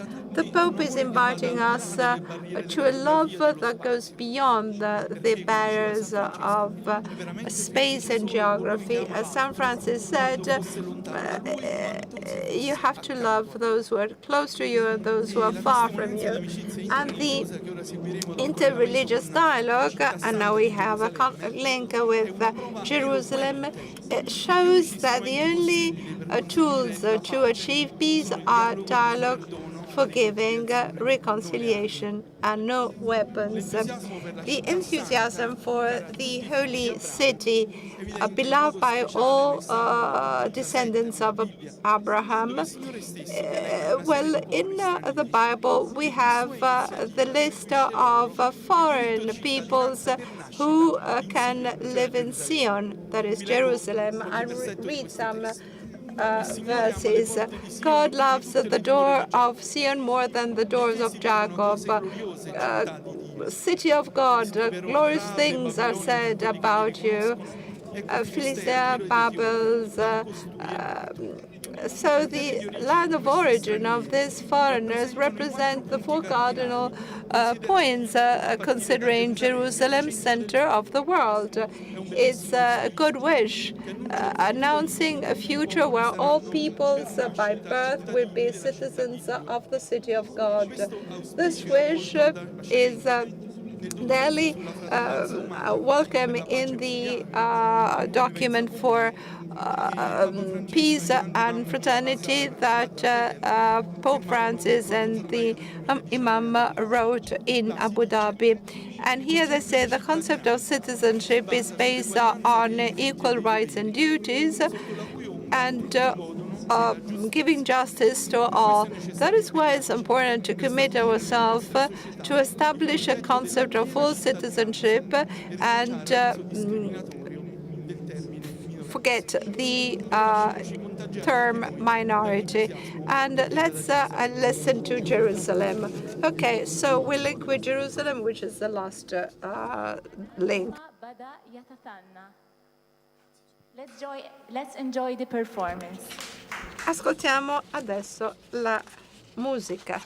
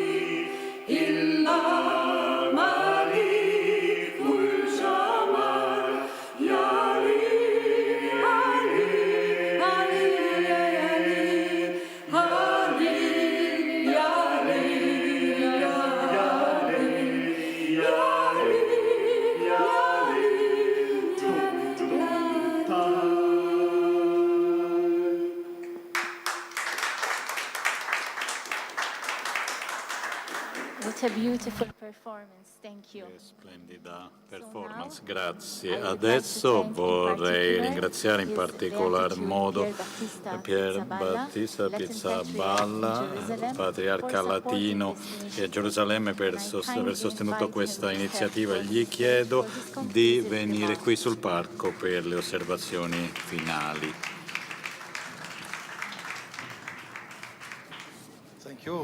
Grazie, è stata una bellissima serata, un bellissimo incontro. Come al solito Gerusalemme è in grado di dare a chi è molto attento e vorrebbe conoscere meglio le difficoltà della realtà, è in grado di dare molto. Siamo una città multireligiosa, multiculturale, siamo ebrei, musulmani, cristiani, viviamo insieme, cristiani di tutte le confessioni, ebrei di tutti i riti, musulmani di tutte le formazioni, da tanti luoghi, ma non sempre è sempre capaci di vivere bene insieme. Quello che dice Fratelli Tutti, quello che ha scritto Papa Francesco, per noi è una chiamata che vogliamo seguire. È vero, è molto difficile, a volte la coesistenza è pacifica, a volte non così tanto, come tutti sappiamo. È un fatto, dobbiamo riconoscerlo, che noi istituzioni religiose, politiche, civili, abbiamo a volte delle difficoltà.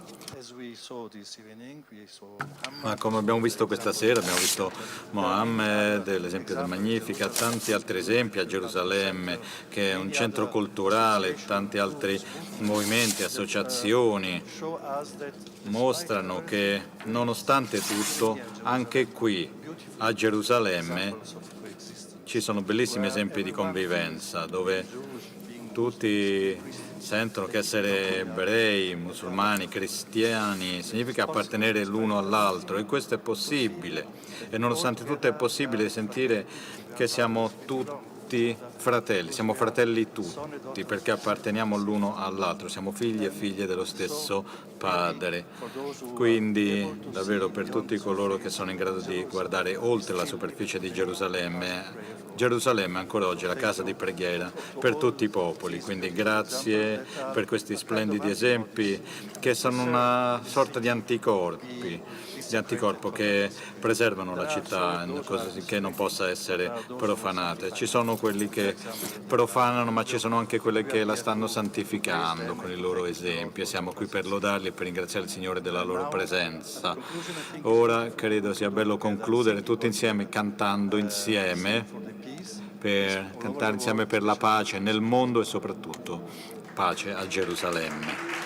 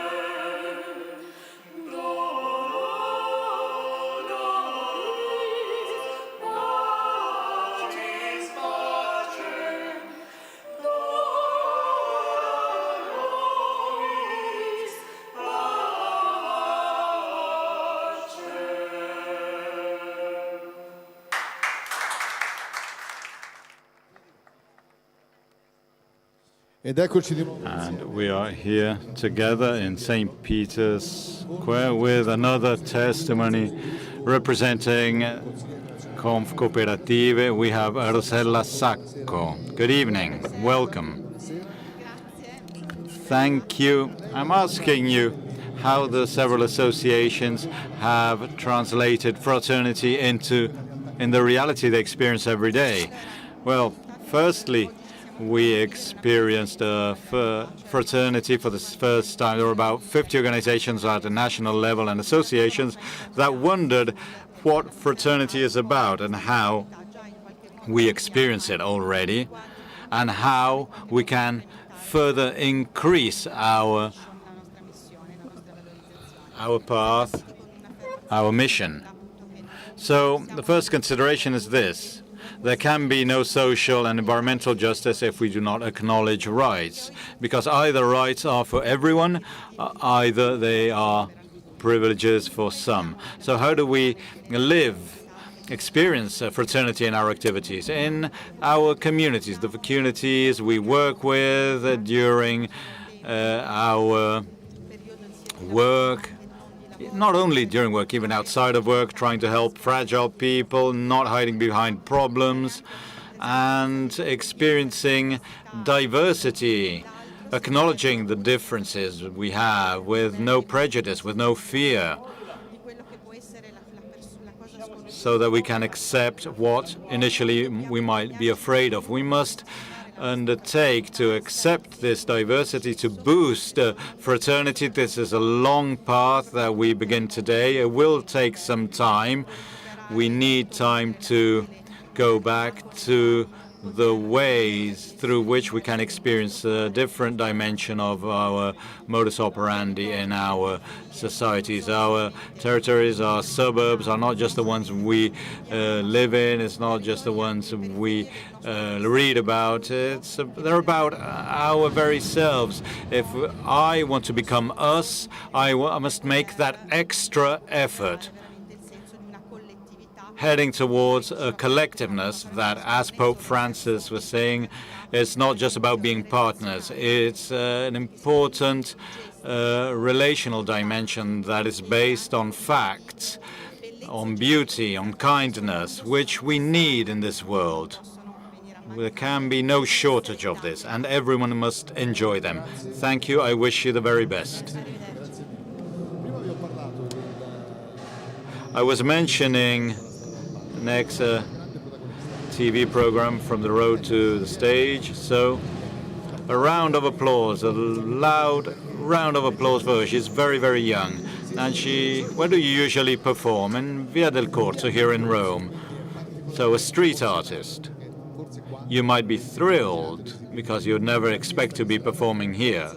So a street artist that sings a song that is extremely topical, because she will be singing a song that is called The Night, and the night is about to come.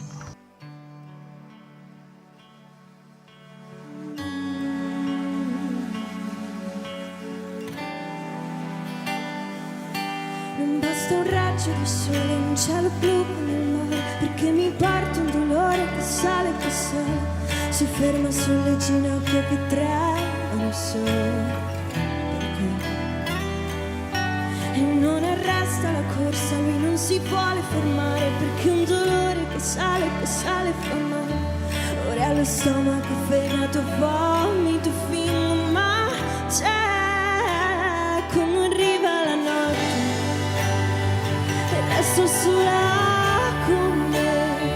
La testa parte e va in giro in cerca dei suoi perché, né vincitori né finti, se ci sconfitti a metà, la vita può allontanarci, l'amore continuerà. Lo stomaco ha resistito anche se non vuole mangiare, ma c'è il dolore che sale fa male. Arriva al cuore e lo vuole picchiare più forte di me. Prosegue nella sua corsa, si prende quello che resta ed in un attimo esplode e mi scoppia la testa. Vorrebbe una risposta ma in fondo risposta non c'è. Sale e scende dagli occhi, il sole adesso dov'è? Mentre il dolore sul foglio seduto qui accanto a me, che le parole nell'aria sono parole a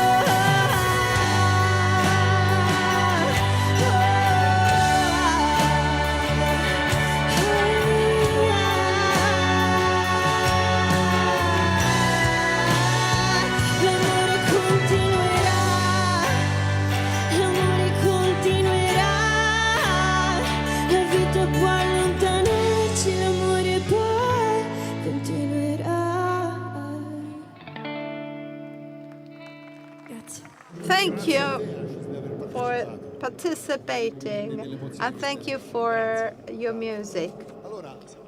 So we are coming to the end of today's program. I would like to invite Cardinal Mauro Gambetti to come here, who was the driving force. So let's draw some conclusion. Fantastic day, a marathon. Let's say a marathon of fraternity up till the very end. I would like to thank those who stayed with us till the very end. Congrats, congratulations. Thank you, Carlo, and thanks to all those who helped us. The organization was challenging. There were those who worked day and night. And I think that the result of this efforts was clear with all the fantastic speakers and performers taking the floor. I would like to thank the squares that were with us. We had the Cathedral of New York with Cardinal Donald that I would like to thank for being with us. And this is just the beginning. It's the first appointment. It's the beginning of a long journey together. We will collect the signature of the declaration that was signed by the Nobel Laureate and the Secretary of State, and we will organize the next appointments for fraternity. And this is just an example. I don't know whether you have it. It was given to you, but you have to plant the seed, and the plant will grow. Is the seed of fraternity, and next year we will reconvene with this young new plant. So we plant the seed, and it will grow over time. Yes, and this is how fraternity grows.